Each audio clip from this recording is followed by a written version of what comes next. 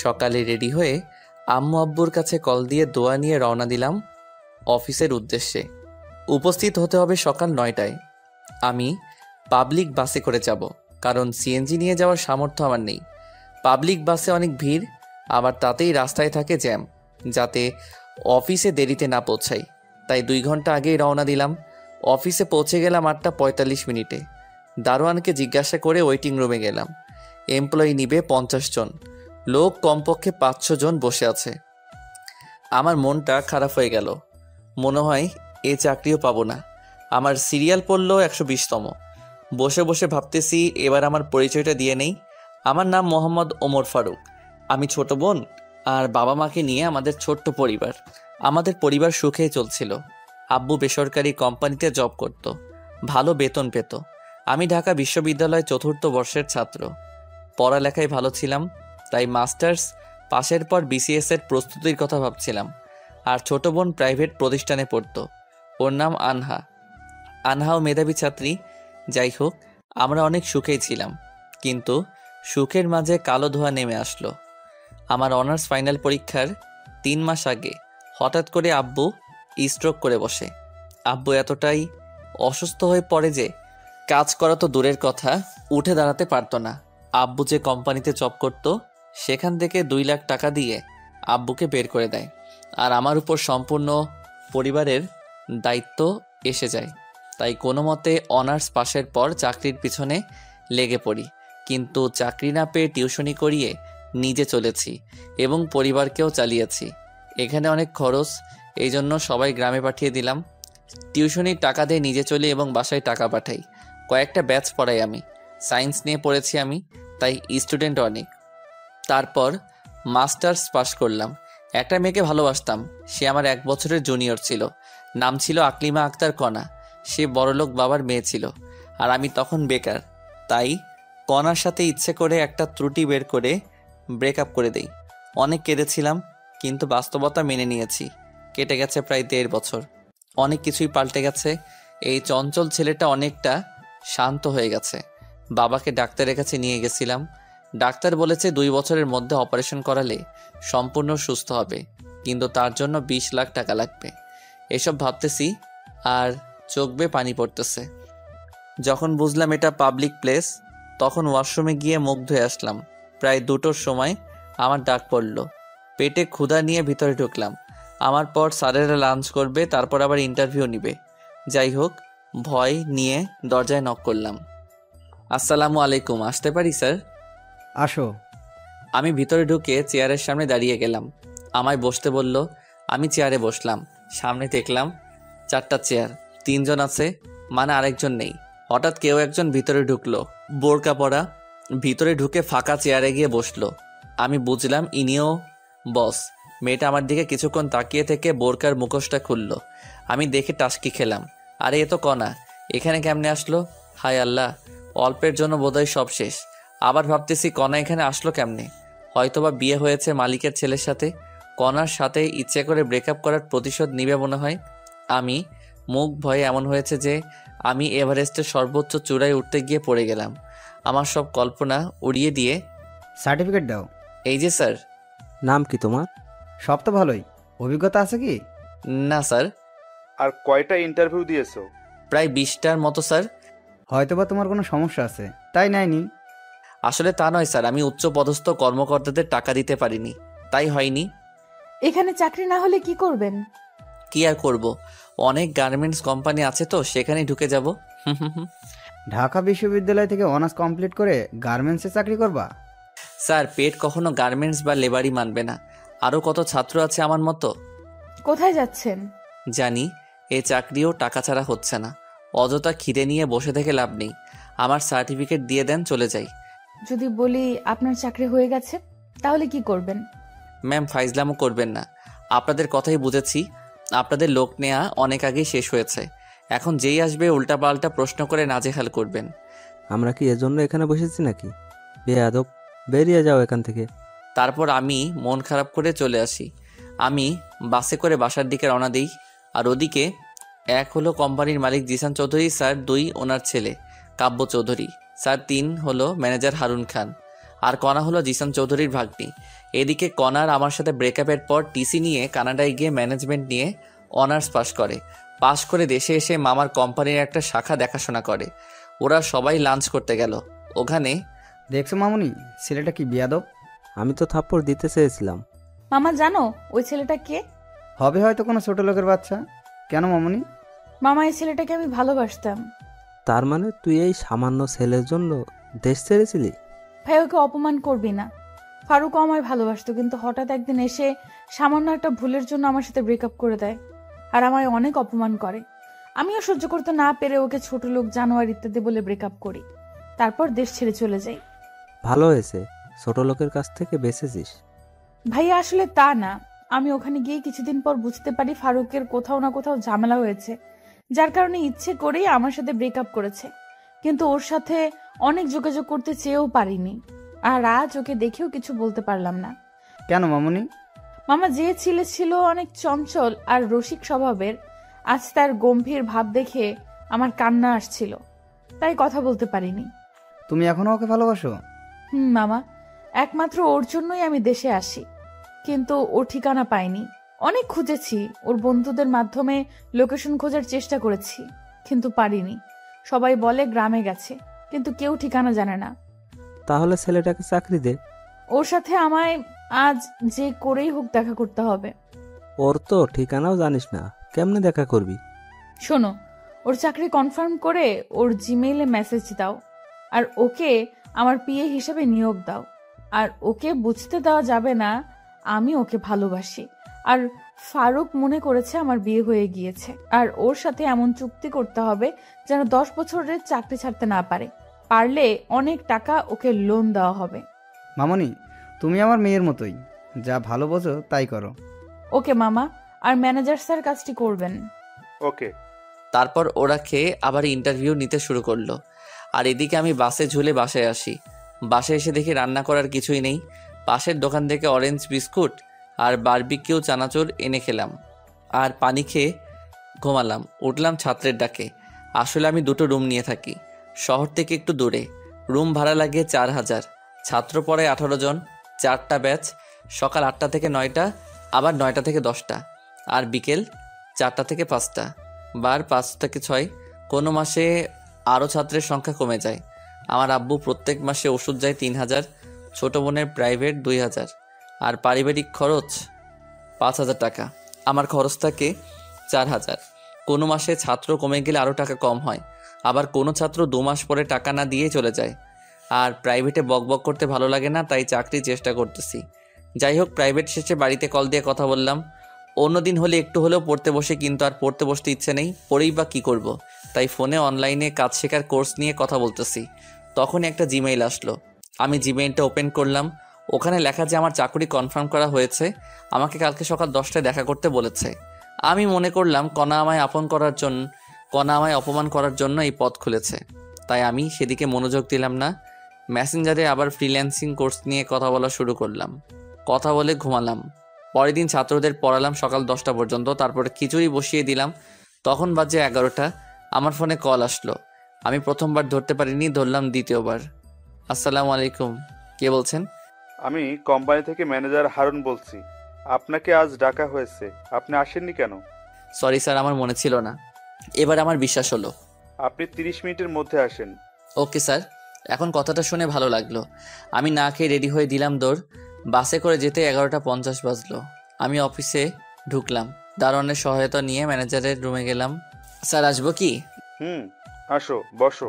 ধন্যবাদ স্যার। আমায় কেন ডাকা হয়েছে স্যার? তোমার চাকরি হয়েছে, কিন্তু কিছু শর্ত আছে। কি শর্ত স্যার? সেটা অফিসের মালিক বলবে। চলো আমার সাথে। ওকে, চলেন। তারপর ম্যানেজার স্যার আমায় জিসান স্যারের কেবিনে নিয়ে গেল। স্যার আমায় বসতে বলল। ম্যানেজার স্যার চলে গেল কেবিনে। আমি আর জিসান স্যার। তুমি কি নিয়ে পড়ছো? স্যার, আমার মূল সাবজেক্ট ছিল আইসিটি, কিন্তু বিজ্ঞানের সব বিষয়ে পারদর্শী ছিলাম। তাহলে তোমার একটা কাজের দায়িত্ব দেই। কি কাজ স্যার? আসলে আমার অফিস 3টা, আর আমার ব্যবসার কাজে সবসময় দেশের বাইরে থাকতে হয়, তাই হেড অফিস আমার ছেলে দেখে। এইটা শাখা। একটা শাখা অফিস আমার মেয়ে দেখে, আরেকটা আমার ভাগ্নি দেখে। ও, খুব ভালো স্যার। তোমার কাজের দায়িত্ব অনেক বড় হবে এবং বেতনও দ্বিগুণ পাবা। কি কাজ স্যার? আমি কিন্তু কোনো অনৈতিক কাজ করতে পারবো না। আরে তেমন কিছু না, তোমার কাজ হচ্ছে আমার এই শাখায় মোট খরচ কত হলো, শ্রমিকের বেতন, কত পিস প্রোডাক্ট সেল হলো, সেগুলো ছক তৈরি করতে হবে। এই কাজ মাসে টানা 7 দিন করলেই হয়ে যাবে। সেটা করবা, আর আমার ভাগ্নির পিএ হতে হবে। Sorry sir. সরি কেন? স্যার সব ঠিক আছে, কিন্তু মেয়ে মানুষের বিয়ে হতে পারবো না। ভেবে দেখো, বেতন 40,000 টাকা, তোমার ডিউটি সকাল 9টা থেকে রাত 8টা পর্যন্ত। সকাল আর দুপুরের খাওয়া ভাগ্নির বাসায় খাবা। স্যার বিয়ে না হলে কি হয় না, আমার বেতন কম হলেও হবে। সরি বাবা, তাহলে তুমি আসতে পারো। স্যার আমি রাজি। এটাতে স্বাক্ষর করো। এটা কেন স্যার?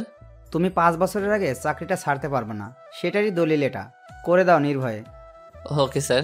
তুমি কাল আসবা, এই কেবিনে আমার ভাগ্নি থাকবে, ওই তোমার বস হবে। সম্মান করবা তাকে, আর পাশের কেবিনটা তোমার। Okay sir. আমি কি এখনো যাব? 5 মিনিট দাঁড়াও, তোমার এমপ্লয়ি কার্ড বানানো হচ্ছে, এখনই দিবে। Okay sir. লাঞ্চের সময় আমায় কার্ড দেওয়া হলো, আমি খুশি মনে বাসায় আসলাম। সেদিন প্রাইভেট পড়িয়ে সবাইকে চাকরির কথা বললাম। ছাত্ররা সবাই পরের দিনই বেতন দিবে। যাই হোক, বাসায় কল করে জানালাম। পরের দিন সকাল সকাল হালকা খেয়ে অফিস থেকে রওনা দিলাম। অফিসে পৌঁছে বসের কেবিনের বসকে দেখে আমি টাসকি, আমি কাকে দেখছি? এ তো আমার। অফিসে সময় মতো পৌঁছালাম।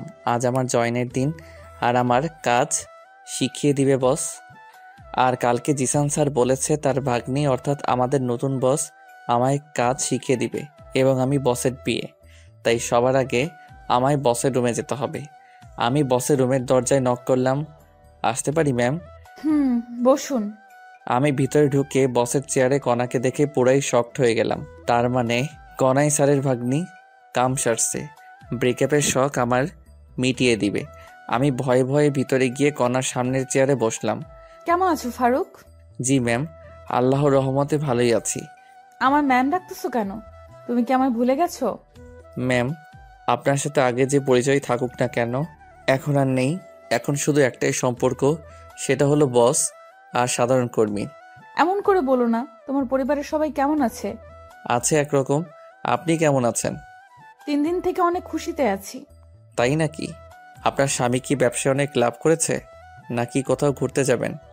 না, তেমন কিছু না, আমি বিয়ে করিনি। ভালো তো, আমার কাজটা বুঝিয়ে দিলে ভালো হতো। তোমার কাজ সবসময় আমার সাথে থাকা। Okay ma'am. তুমি আর আগের ফারুক নেই, যে ফারুক ছিল চঞ্চল আর বন্ধুদের সারা দিন মাতিয়ে রাখতো। আর তুমি এখন এত গম্ভীর কেমনে হয়েছো? সব বাস্তবতা ম্যাম। আমি জানি তুমি আমার সাথে চাপে পড়ে ব্রেকআপ করেছো, কিন্তু কেন করেছো বলবা প্লিজ?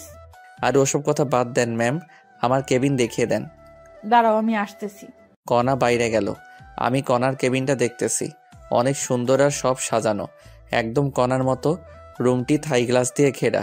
ভিতর থেকে সব দেখা গেলেও বাইরে থেকে দেখা সম্ভব না। আমি বসে আছি চেয়ারে। প্রায় 10 মিনিট পর আসলো হাতে কি জানি একটা নিয়ে। চেয়ারে বসেই, বলো না, এতদিন কোথায় ছিলে তুমি আর তোমার পরিবার? ম্যাম আমি গ্রামে ছিলাম, আমি আমার কেবিনে যাচ্ছি ম্যাম। আর আমায় ম্যাম বলবি? বল।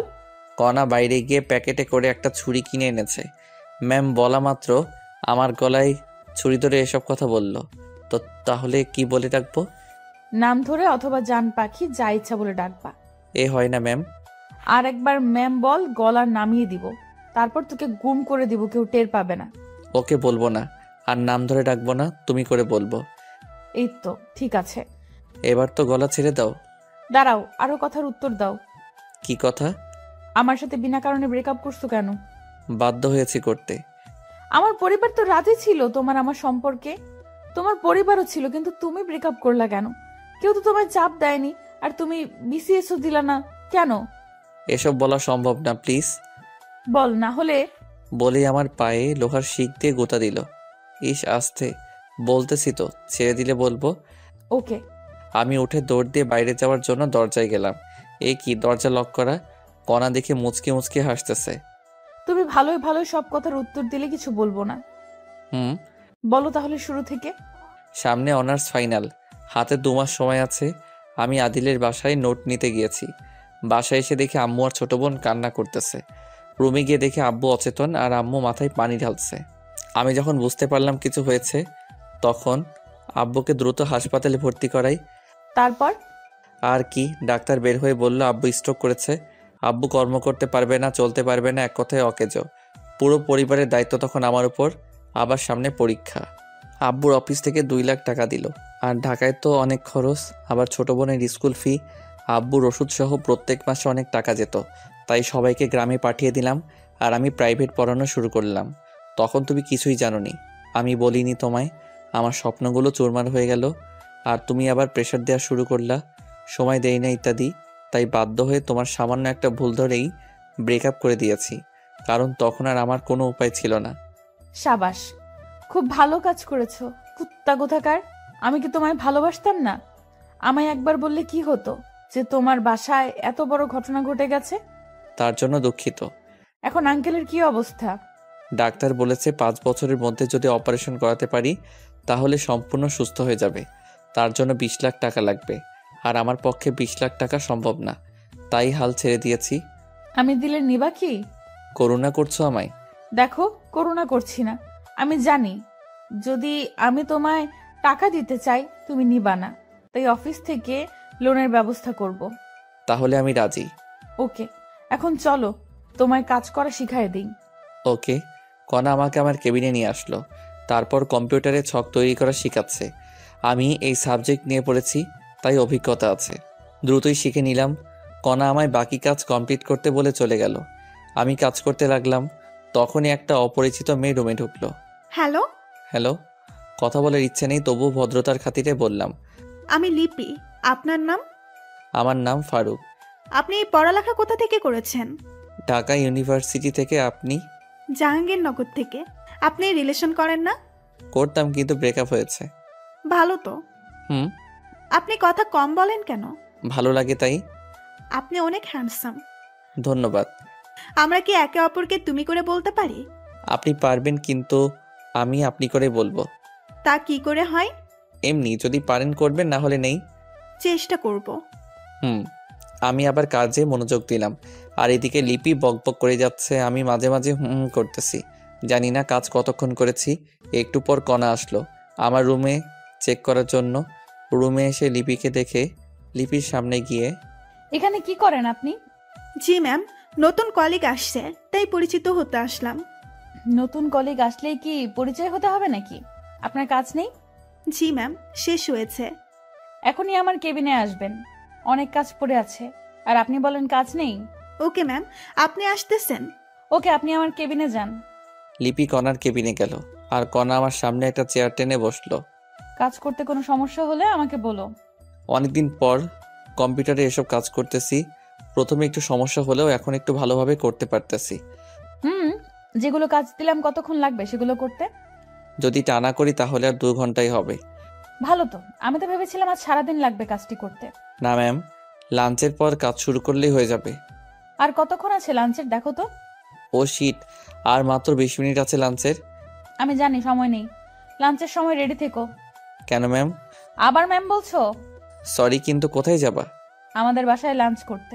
আমি যেতে পারবো না। তোমার বাসায় আমি কেন যাব? তোমার সাথে ব্রেকআপ করেছি, তার প্রতিশোধ কি তুমি এইভাবেই নিবা নাকি? কি? আমি প্রতিশোধ নিচ্ছি? আমি এমনি মজা করলাম। আমি তোমার বাসায় যেতে পারবো না, ক্যান্টিনে খেয়ে নিব। আলট্রা ভাব নিয়ে লাভ নেই, আর বলবো না। তোমায় চাকরি দেওয়ার সময় বলা হয়েছিল সকাল আর দুপুর আমাদের বাসায় খাবে। তুমি যখন খাবেই না, তাহলে আমাদেরই খাবার বেঁচে যাবে। আরে আমি তোমার সাথে ফাইজলামও করতেছি। আমি যাব তো, যাবার সময় আমায় ডাক দিও। আমার মনে ছিল না, আর ফ্রি খাওয়া ছেড়ে দেয়া যায় নাকি? আর ক্যান্টিনে খেলে তো একবেলায় কমপক্ষে 150 টাকা যাবে। আচ্ছা, ডাক দিব। এখন মনোযোগ দিয়ে কাজ করো, ফাঁকিবাজি চলবে না। Okay ma'am. আবার ম্যাম বললা কেন? আপনি তো ম্যামের মতো করে আদেশ করলেন, তাই ম্যাম বলেছি। যাই বলো, ম্যাম বলবা না। তাহলে আপামনি বলি। কাজ করা বাদ দিয়ে একটু বসলাম, যে ফাইজলামও করি একটু। তোকে তো বলেই কেবিন থেকে বেরিয়ে গেল। কণা কেবিন থেকে বেরিয়ে যাওয়ার পর আমি কাজে মনোযোগ দিলাম। আসলে আমার কাজ অল্প, সপ্তাহে 1 দিন যদি মনোযোগ দিয়ে কাজ করি তাহলেই হবে। বাকি 6 দিন না করলেও সমস্যা নেই। যাই হোক, আমি কাজ করতে লাগলাম, আর ওদিকে কণা নিজের কেবিনে প্রবেশ করলো। কণা দেখলো লিপি সামনের চেয়ারে বসে আছে। কণা বসের সিটে গিয়ে বসে, সরি মামা দেরি করার জন্য। ব্যাপার না মামা, তোদের দুজনের কাহিনী এতক্ষণ সিসিটিভিতে দেখলাম। এটা কিন্তু তোর ঠিক হয়নি। যাই হোক, কেমন দেখলি? মামা সেই, তুই একে কোথায় পেয়েছিস? আমি তো ক্রাশ খেয়েছি। তুই যদি না রিলেশন করিস আমায় বল, আমি এখনই প্রপোজ করব। এক লাত্তি খাবি। ওকে আমি অনেক ভালোবাসি। ওর দিকে চোখ দিলে তোর আদনানকে সব বলে দিব। কল দিলেও সমস্যা নেই। আমি ফারুককে যদি পাই তাহলে আদনানকে এমনিতেই ছেড়ে দিতাম। ওকে, তাহলে কল দিলাম। আরে পাগল নাকি, কল কেটে দে। তোর ফারুক কাকে তুই রাখ বইন।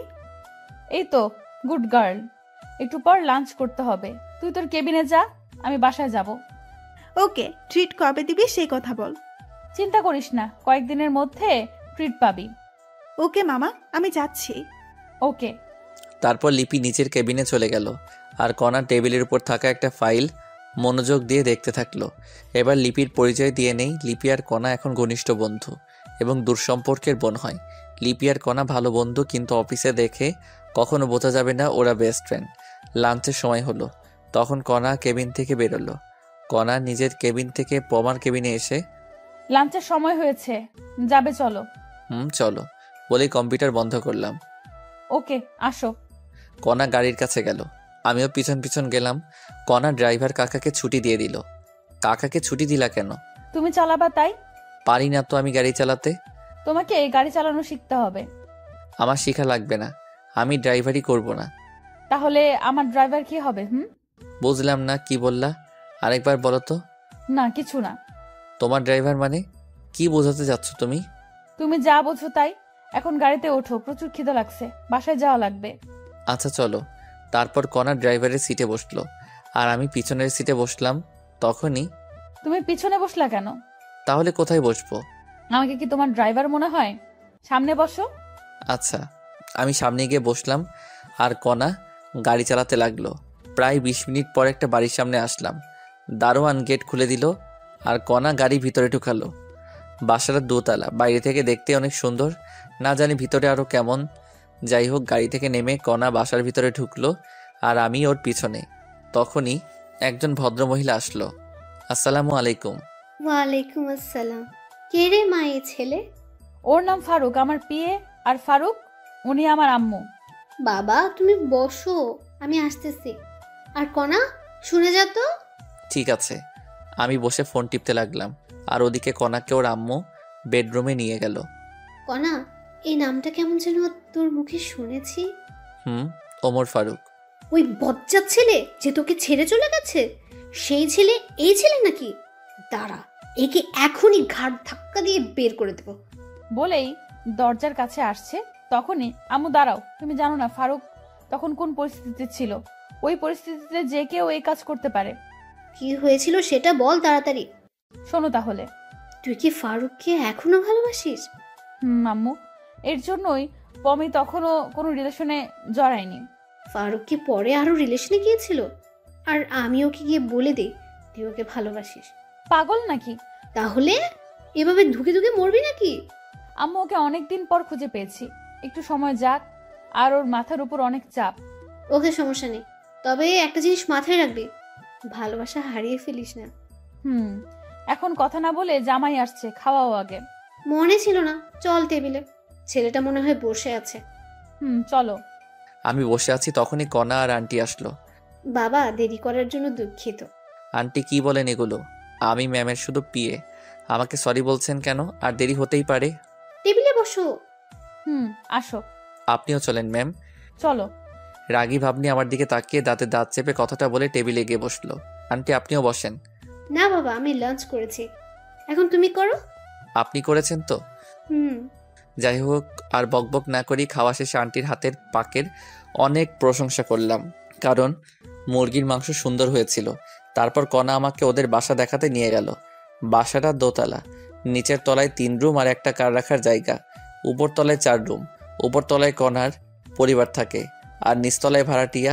কণা আমায় ছাদে নিয়ে গেল, দেখি অনেক ফুলের গাছ ওদের ছাদে।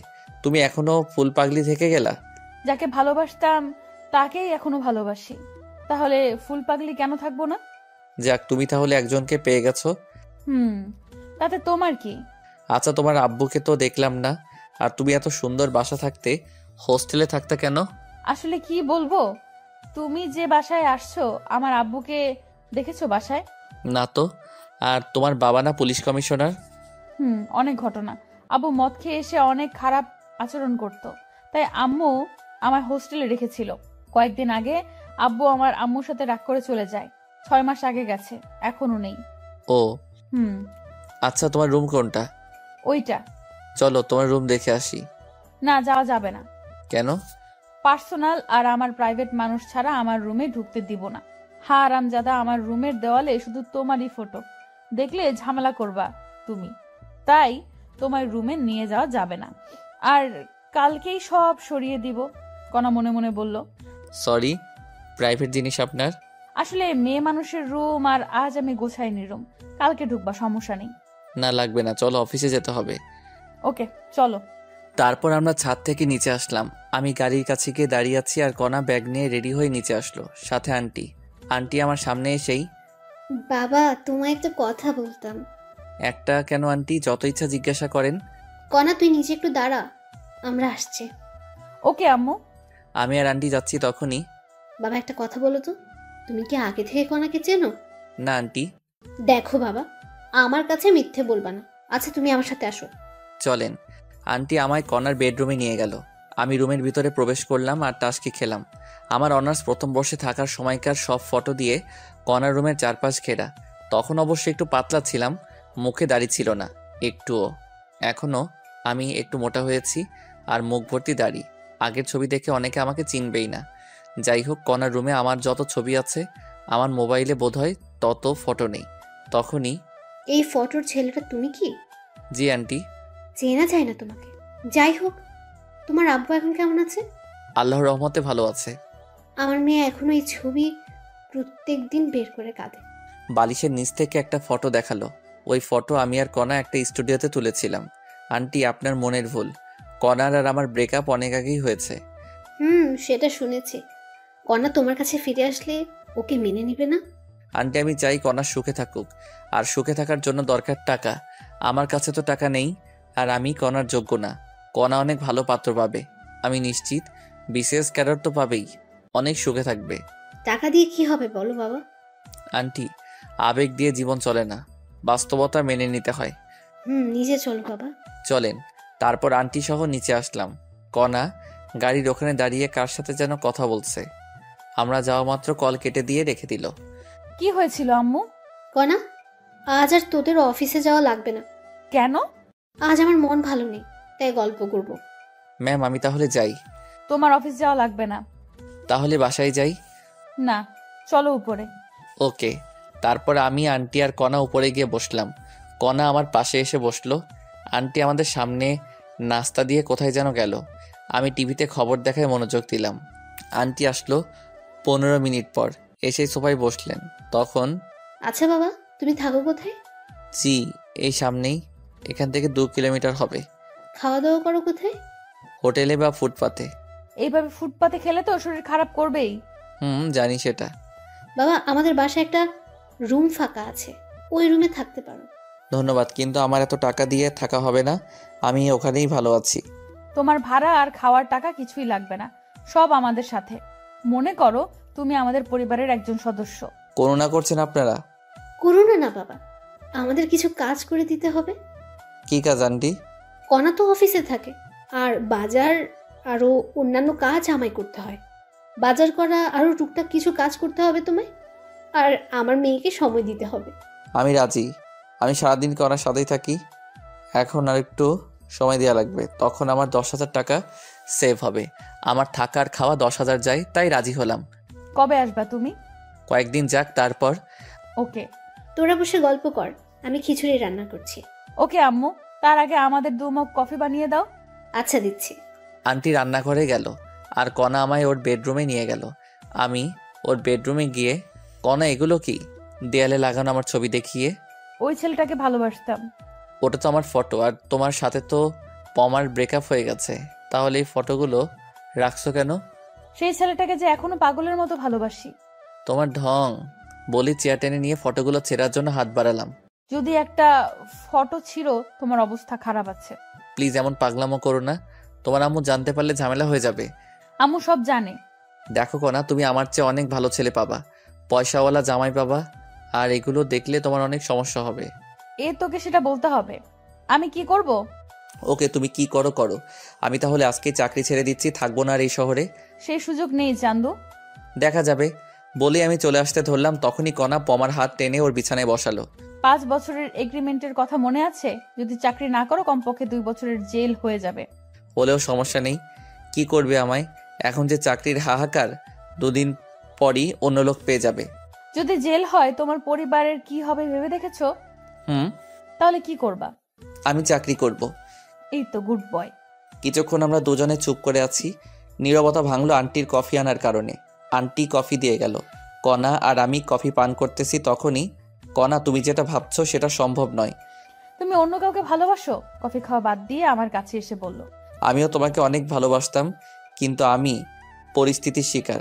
আমি জানি, আর আমি তোমার আব্বু আর হবু শ্বশুরের চিকিৎসা করাবো। তুমি আবার কিছুদিন পর খোটা দিবা। আমায় কি এমন মনে হয় তোমার? কয়েকদিন সময় দাও আমায়। ওকে, চলো ছাদে যাই। না, আমি বাসায় যাব। আম্মু রান্না করছে, খেয়ে যাবা। দেখো তো কত দূর হলো। ওকে। কণা নিচে চলে গেল। আর আমি ভাবতেছি কণাকে আমারই আগে পছন্দ হয়েছিল, তারপর ভালোবেসেছিলাম।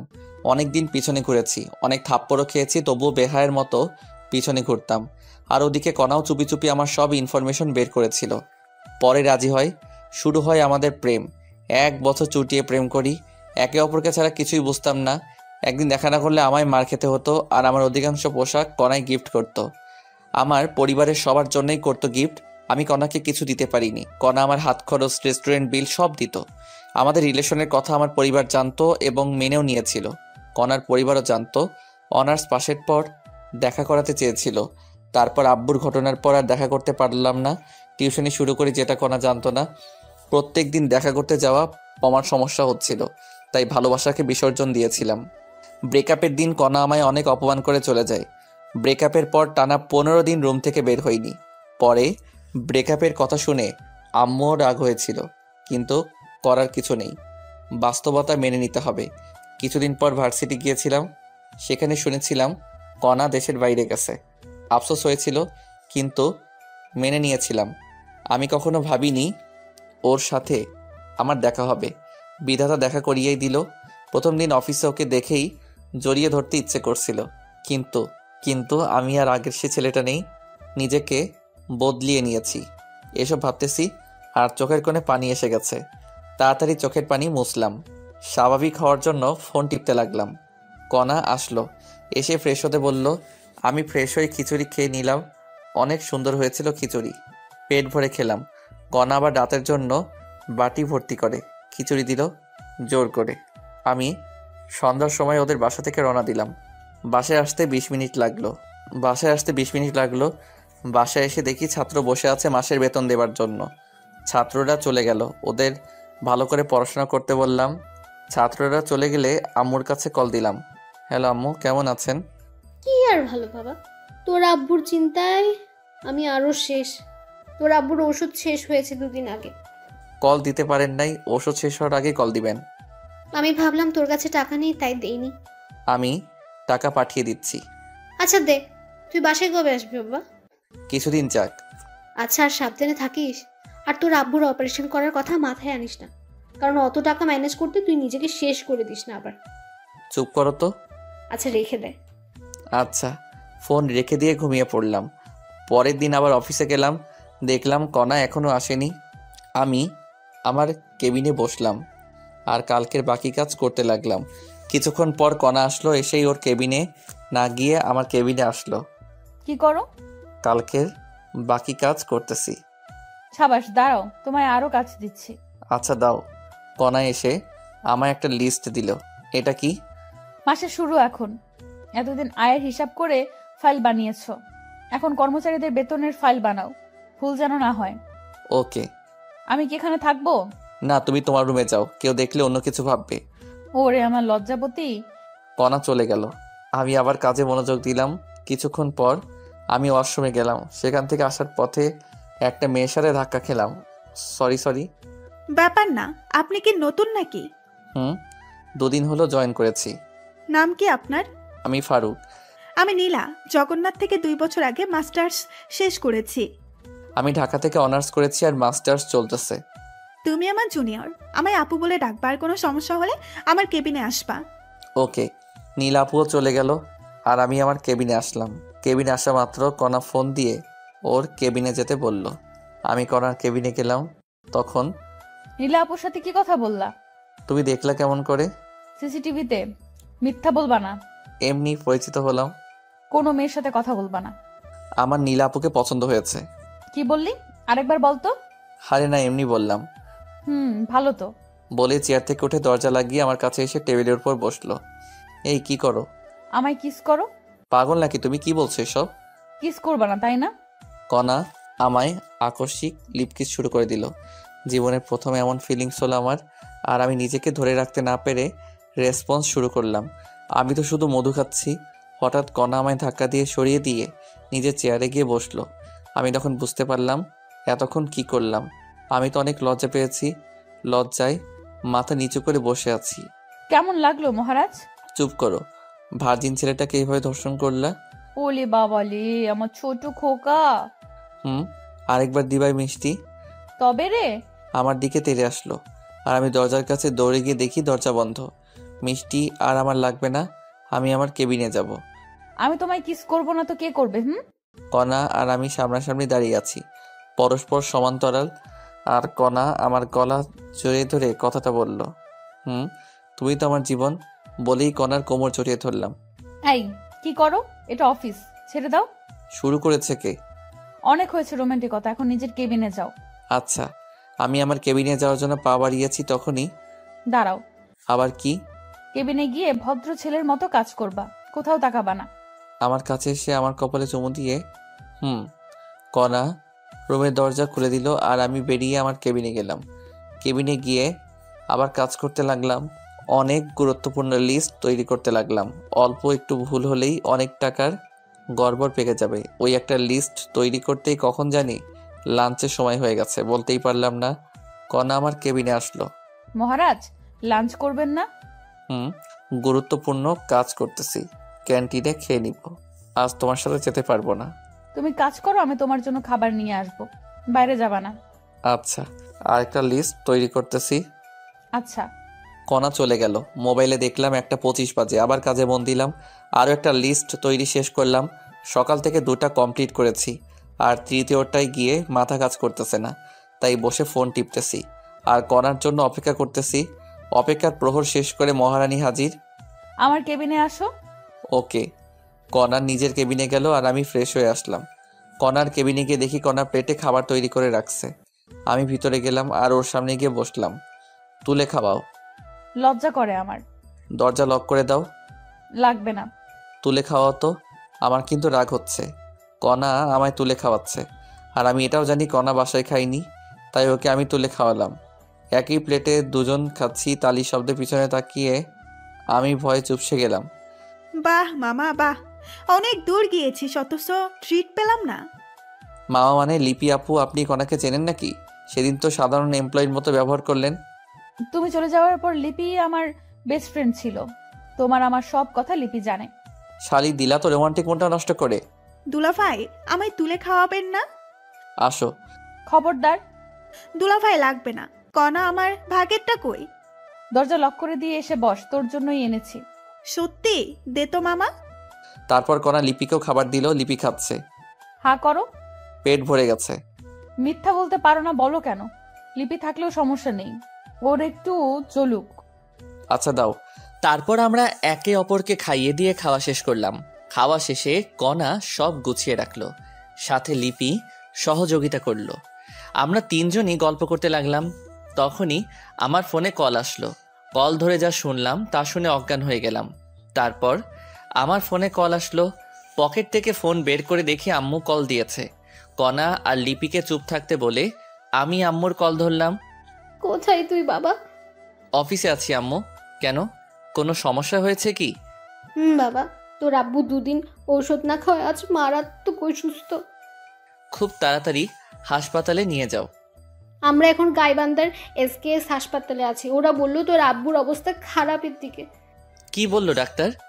1 মাসের ভেতর অপারেশন না করালে তোর আব্বুকে বাঁচানো যাবে না। আব্বুর কিছুই হবে না। আমি আছি তো। তুই কাল বাসায় আয়। আচ্ছা রাখি।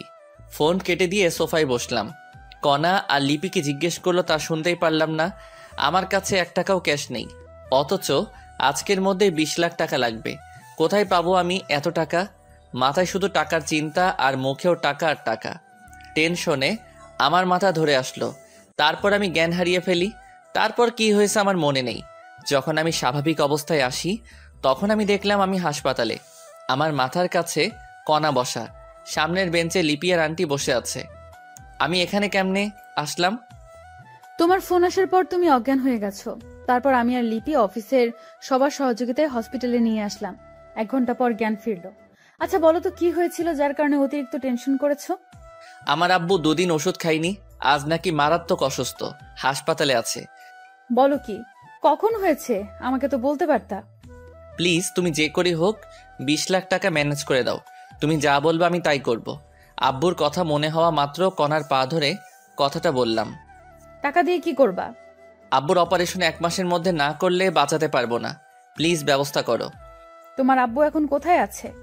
গাইবান্ধার একটা প্রাইভেট হাসপাতালে। তুমি এখনই অ্যাম্বুলেন্সে করে আমার শ্বশুর শাশুড়ি আর ননদকে ঢাকায় আসতে বলো। আমি টাকা রেডি করতেছি, আর আমার শর্তগুলো পরে শুনবা। আচ্ছা। কণা আর আন্টি কথা বলতেছে আর আমি চাচাতো ভাইকে কল দিলাম, সব ব্যবস্থা করে দিতে বললাম। আর ওদিকে আম্মু, আমার অ্যাকাউন্টে মাত্র 13 লাখ টাকা আছে। মামুনি, তুই তো জানিসই আমার অ্যাকাউন্টে 5 লাখ টাকা আছে। আরও লাগবে, কমপক্ষে 22 লাখ টাকা লাগবে মোট খরচ সহ। দেখো আমার অ্যাকাউন্টে 2 লাখ আছে। আমি আব্বুকে কল দিয়ে এখনই 5 লাখ টাকা নিয়ে আসতে বলি। যদি থাকে এখনই বলো। ওকে। লিপি ওর আব্বুকে কল দিয়ে সব খুলে বলল। ওর আব্বুর ক্যাশ টাকা ছিল কিছু, আর বাকি টাকা ব্যাংক থেকে তুলে সন্ধ্যার দিকে নিয়ে আসবে বলল। তারপর কণা আমার কাছে এসে, চিন্তা করো না, টাকা ম্যানেজ করেছি। আল্লাহ সহায় হলে আমার শ্বশুরের কিছুই হবে না। আমি তোমার সারা জীবন তোমার কেনা দাস হয়ে থাকবো। ছাড়ো, সামনে আম্মু দেখছে। এখন ব্যাংকে যাওয়া লাগবে, দেরি হলে ব্যাংক বন্ধ করবে। চলো। আমি আন্টি মানে হবু শাশুড়ি, কণা আর লিপি ব্যাংকের উদ্দেশ্যে রওনা দিলাম। মনটা আমার ছটফট করতেছে। আবার আম্মুর কাছে কল দিলাম। আম্মু, আব্বুর কি অবস্থা? এখন স্বাভাবিক হয়েছে। ওখানে আদনান থাকলে দাও তো। কথা বল। আদনান, আব্বু কি স্বাভাবিক? ভাইয়া, বড় আব্বু এখন স্বাভাবিক। আমি ঢাকায় যাওয়ার সব ব্যবস্থা করেছি, এখন রওনা দিব। সাবধানে নিয়ে আসিস। চিন্তা করতে হবে না, আমি ঢাকায় পৌঁছে কল দিব। ওকে, আমি টাকা ম্যানেজ করার চেষ্টা করতেছি।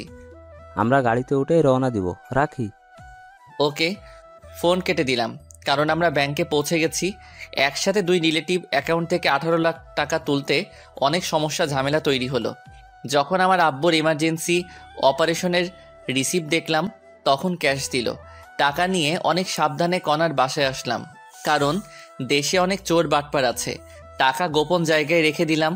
আমার পরিবার আসতেছে, তাই আমার হবু শাশুড়ি বিরিয়ানি আর কলিজা ভুনা রান্না করতেছে। মনটা এখন হালকা লাগছে, খুশিতে কান্না করতে লাগলাম। তখনই কণা এসে হাত ধরে টেনে ওর রুমে নিয়ে গেল। এই হারামজাদা, কান্না করছো কেন? খুশিতে কান্না চলে আসছে। কান্না করো না প্লিজ। তুমি কান্না করলে আমারও চোখে পানি চলে আসে। আমার চোখের পানি ওর আঁচল দিয়ে মুছিয়ে দিয়ে, আমি তোমাকে পেয়ে ধন্য হয়ে গেছি। শর্তগুলো মনে রাখিও। যাই করো, আমার পরিবারকে ফেলে দিতে বলবা না। এসব না, কয়েকটা শর্ত বলে দেই। শুধু আমায় ভালোবাসতে হবে, আমায় কয়েকদিনের মধ্যে বিয়ে করতে হবে। সেখানে আমার ফ্যামিলি আর তোমার ফ্যামিলি একসাথে থাকবে। অন্য মেয়ের দিকে তাকালে চোখ তুলে ফেলবো। আর বাকি শর্তগুলো পরে বলবো। বলো রাজি কিনা? আমি তোমার সব শর্তে রাজি বলেই কণাকে জড়িয়ে ধরে বিছানায় ফেলে দিলাম। যখনই হবু শাশুড়ি ডাক দিল, কণা আমায় ধাক্কা দিয়ে বিছানায় বসলো। আমিও বসে ফোন টিপতে লাগলাম। শাশুড়ি এসে, তোমার আব্বু কতদূর আসলো? আর 2 ঘন্টার একটু বেশি লাগবে। তাহলে তোরা সবাই খেয়ে নে। ওকে। আমাকে অনেক খিদে লাগছে, তাই ফ্রেশ হয়ে পেট ভরে খেয়ে নিলাম। খাওয়া শেষে সোফায় বসে টিভি দেখতেছি। লিপির আব্বু টাকা নিয়ে আসলো, আমাকে চিন্তা করতে নিষেধ করলো এবং সাথে করে লিপিকে নিয়ে গেল। কণা টাকা রেখে আসলো আর আমার শাশুড়ি ঘুমাতে গেল। আর আব্বু আম্মু আসলে ডাক দিতে বলল। কণার কথা জিজ্ঞেস করলাম, কণা নাকি ঘুমিয়েছে। আমি সোফায় বসে আছি, তখনই কণা আসলো। তুমি ঘুমাওনি? না, তুমি এখানে তাই আসলাম। তুমি গিয়ে ঘুমাও। চুপ করো। বলেই আমার কোলে মাথা রেখে শুয়ে পড়ল। জানো, আমি কখনো ভাবিনি এমন হবে। আব্বু আম্মু আসলে ডাক দিবা আমায়। রাত 11টায় আমি কল পেয়ে গেট খুলে দিলাম। দেখি ওরা হাইসে করে এসেছে। হাইস কেন? ভাইয়া অ্যাম্বুলেন্স ভালো না, তাই হাইস নিয়েছি। আচ্ছা, আব্বুকে ধরো, ভিতরে নিয়ে যাই। ওকে। তারপর আব্বুকে দোতলায় এনে গেস্ট রুমে শোয়ালাম। আব্বু সব দেখতে পারে কিন্তু কথা বলা আর হাঁটতে পারে না, আর এই কারণে ভিতরে কি জানি সমস্যা হয়েছে। আব্বুকে রুমে রেখে আসলাম, সাথে আম্মু আছে। আমার ছোট বোন আনহা গিয়ে কণাকে ডাক দিল। কণা আনহাকে চিনতে পেরে জড়িয়ে ধরে কান্না করতে লাগলো। আনহাও কান্না করতে লাগলো। যখন বুঝতে পারছে আম্মু আসছে, দৌড়ে আম্মুর কাছে গেল। মামুনি, ফারুক তোমার দেখা কেমন করে পেল? অনেক কাহিনী আম্মু। এখন বলো, আমাকে আগের মতো করে ছেলের বউ করবা না? তোমার আঙ্কেলের অবস্থা দেখছো কেমনে হয়? আম্মু, আমি অপারেশনের সব ব্যবস্থা করেছি। পরশুদিন সিঙ্গাপুরের উদ্দেশ্যে রওনা দিব। কাল সকালেই টিকিট কনফার্ম করব।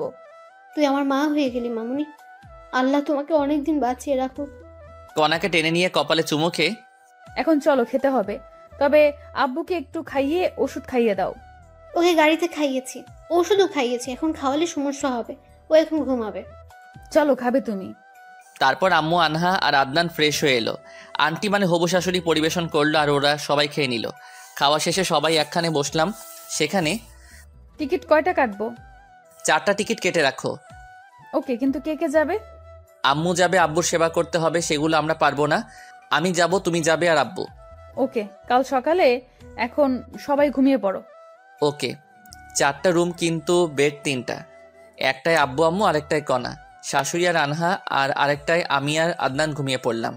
পরের দিন উঠলাম কণার ডাকে, উঠে নাস্তা করলাম। নাস্তা করে অনলাইনে টিকিট কাটার জন্য রওনা দিলাম। টিকিট কনফার্ম করে টিকিটের রিসিভের ফটোকপি নিলাম। এটা দেখালেই টিকিট দিয়ে দিবে। আব্বুকে নিয়ে আমি আর কণা বাংলাদেশের নাম করা বেসরকারি হাসপাতালে গেলাম। ডাক্তার কণার পরিচিত হওয়ার সুবাদে সিরিয়াল খুব তাড়াতাড়ি পেয়ে গেলাম। ডাক্তার অনেক সতর্কভাবে আব্বুর চেক আপ করলো। আব্বুর শরীর এখন কেমন আর আব্বুর শরীর কোন ধরনের অপারেশন সহ্য করতে পারবে সে অনুযায়ী একটা রিসিপ্ট তৈরি করলো। সেদিন আরও কিছু কাজ করলাম। দিনটি কেমনে কেটে গেল বুঝতেই পারলাম না। পরের দিন আবার সেই হাসপাতালে গেলাম। এই হাসপাতালের মাধ্যমেই আমরা সিঙ্গাপুর যাব, আর ওখানে যা কাজ করা লাগবে সব এই ডাক্তাররাই করবে। আমরা সকাল 10টায় গেলাম হাসপাতালে, আবার রিসিপ্ট নিয়ে ব্যাংকে গিয়ে 20 লাখ টাকা ডোনেট করলাম। টাকা ডোনেট করার পর রিসিপ্ট নিয়ে বাসায় আসলাম। আমাদের বিকেল 4টায় ফ্লাইট, তাই আমরা রেডি হলাম। টিকিট অবশ্য কাটা ছিল আমাদের। আমরা রওনা দিলাম দুপুর 2টায়। যথাসময়ে প্লেন উড়াল দিল। দীর্ঘ 6 ঘন্টা পর আমরা সিঙ্গাপুরের মাটিতে পা রাখলাম। আমরা সরাসরি হাসপাতালে চলে গেলাম। আমাদের কাছ থেকে রিসিপ্ট জমা নিল এবং আব্বুকে ভিতরে নিয়ে গেল। কিছুক্ষণ পর এসে অভিভাবক অর্থাৎ সাদা স্ট্যাম্পে আমার স্বাক্ষর নিল। স্বাক্ষর করা শেষে ওরা চলে গেল। অপারেশন শুরু হলো। আমরা বাইরে দাঁড়িয়ে আছি। আম্মু তো শুধু কান্নাই করছে, থামছেই না কিছুতেই। আমারও কান্না আসতেছে, কিন্তু আমায় শক্ত হয়ে থাকতে হবে। আমি যদি কান্না করি তাহলে আম্মুকে আটকানোই যাবে না। আমি শুধু মনে মনে আল্লাহর নাম নিচ্ছি। আম্মু কান্না করতে করতে ক্লান্ত হয়ে বেঞ্চের উপর ঘুমিয়ে পড়েছে। কণা আম্মুর মাথা নিজের কোলে রেখে বসে আছে, আর আমি অপারেশন থিয়েটারের দরজার সামনে দাঁড়িয়ে আছি। আমার চোখের কোণে পানি এসে গেছে। আব্বুর কিছু কথা আমার মনে উঠে গেল। যাই হোক, প্রায় 3 ঘন্টা পর একজন দরজা খুলেই, কে আপনি? আমি রোগীর আত্মীয়। কেন? একটা ভালো খবর আছে। কি সেই খবর স্যার, বলেন একটু। অপারেশন সাকসেসফুল, রোগী সম্পূর্ণ বিপদমুক্ত ইনশাআল্লাহ। সত্যি আব্বুর কিছু হয়নি? এখন দেখা করতে পারবেন না, রোগীর জ্ঞান ফিরতে সময় লাগবে, কমপক্ষে 48 ঘন্টা। আর রোগীকে ঘুমের ইঞ্জেকশন দেওয়া আছে, ডিস্টার্ব করবেন না রোগীকে। ভিতরে গিয়ে দেখি সিনিয়র ডাক্তার সহ আরো 5 জন দাঁড়িয়ে আলোচনা করতেছে। Okay sir. আর শোনো, তোমার আব্বু একটা হার্টে 10 দিনের মতো সময় নেবে, কিন্তু কণ্ঠস্বর ঠিক হয়েছে। জ্ঞান ফেরার 24 ঘন্টার ভেতরেই কথা বলতে পারবে ইনশাআল্লাহ। ও আচ্ছা স্যার। আমার চেম্বারে আসো, কিছু ওষুধ লিখে দিচ্ছি, 1 মাস খাওয়াতে হবে। ওকে চলেন। বিশেষ দ্রষ্টব্য, সব কথা ইংরেজি দিয়ে বলেছি আমরা। তারপর আমি ডাক্তারের কেবিনে গেলাম।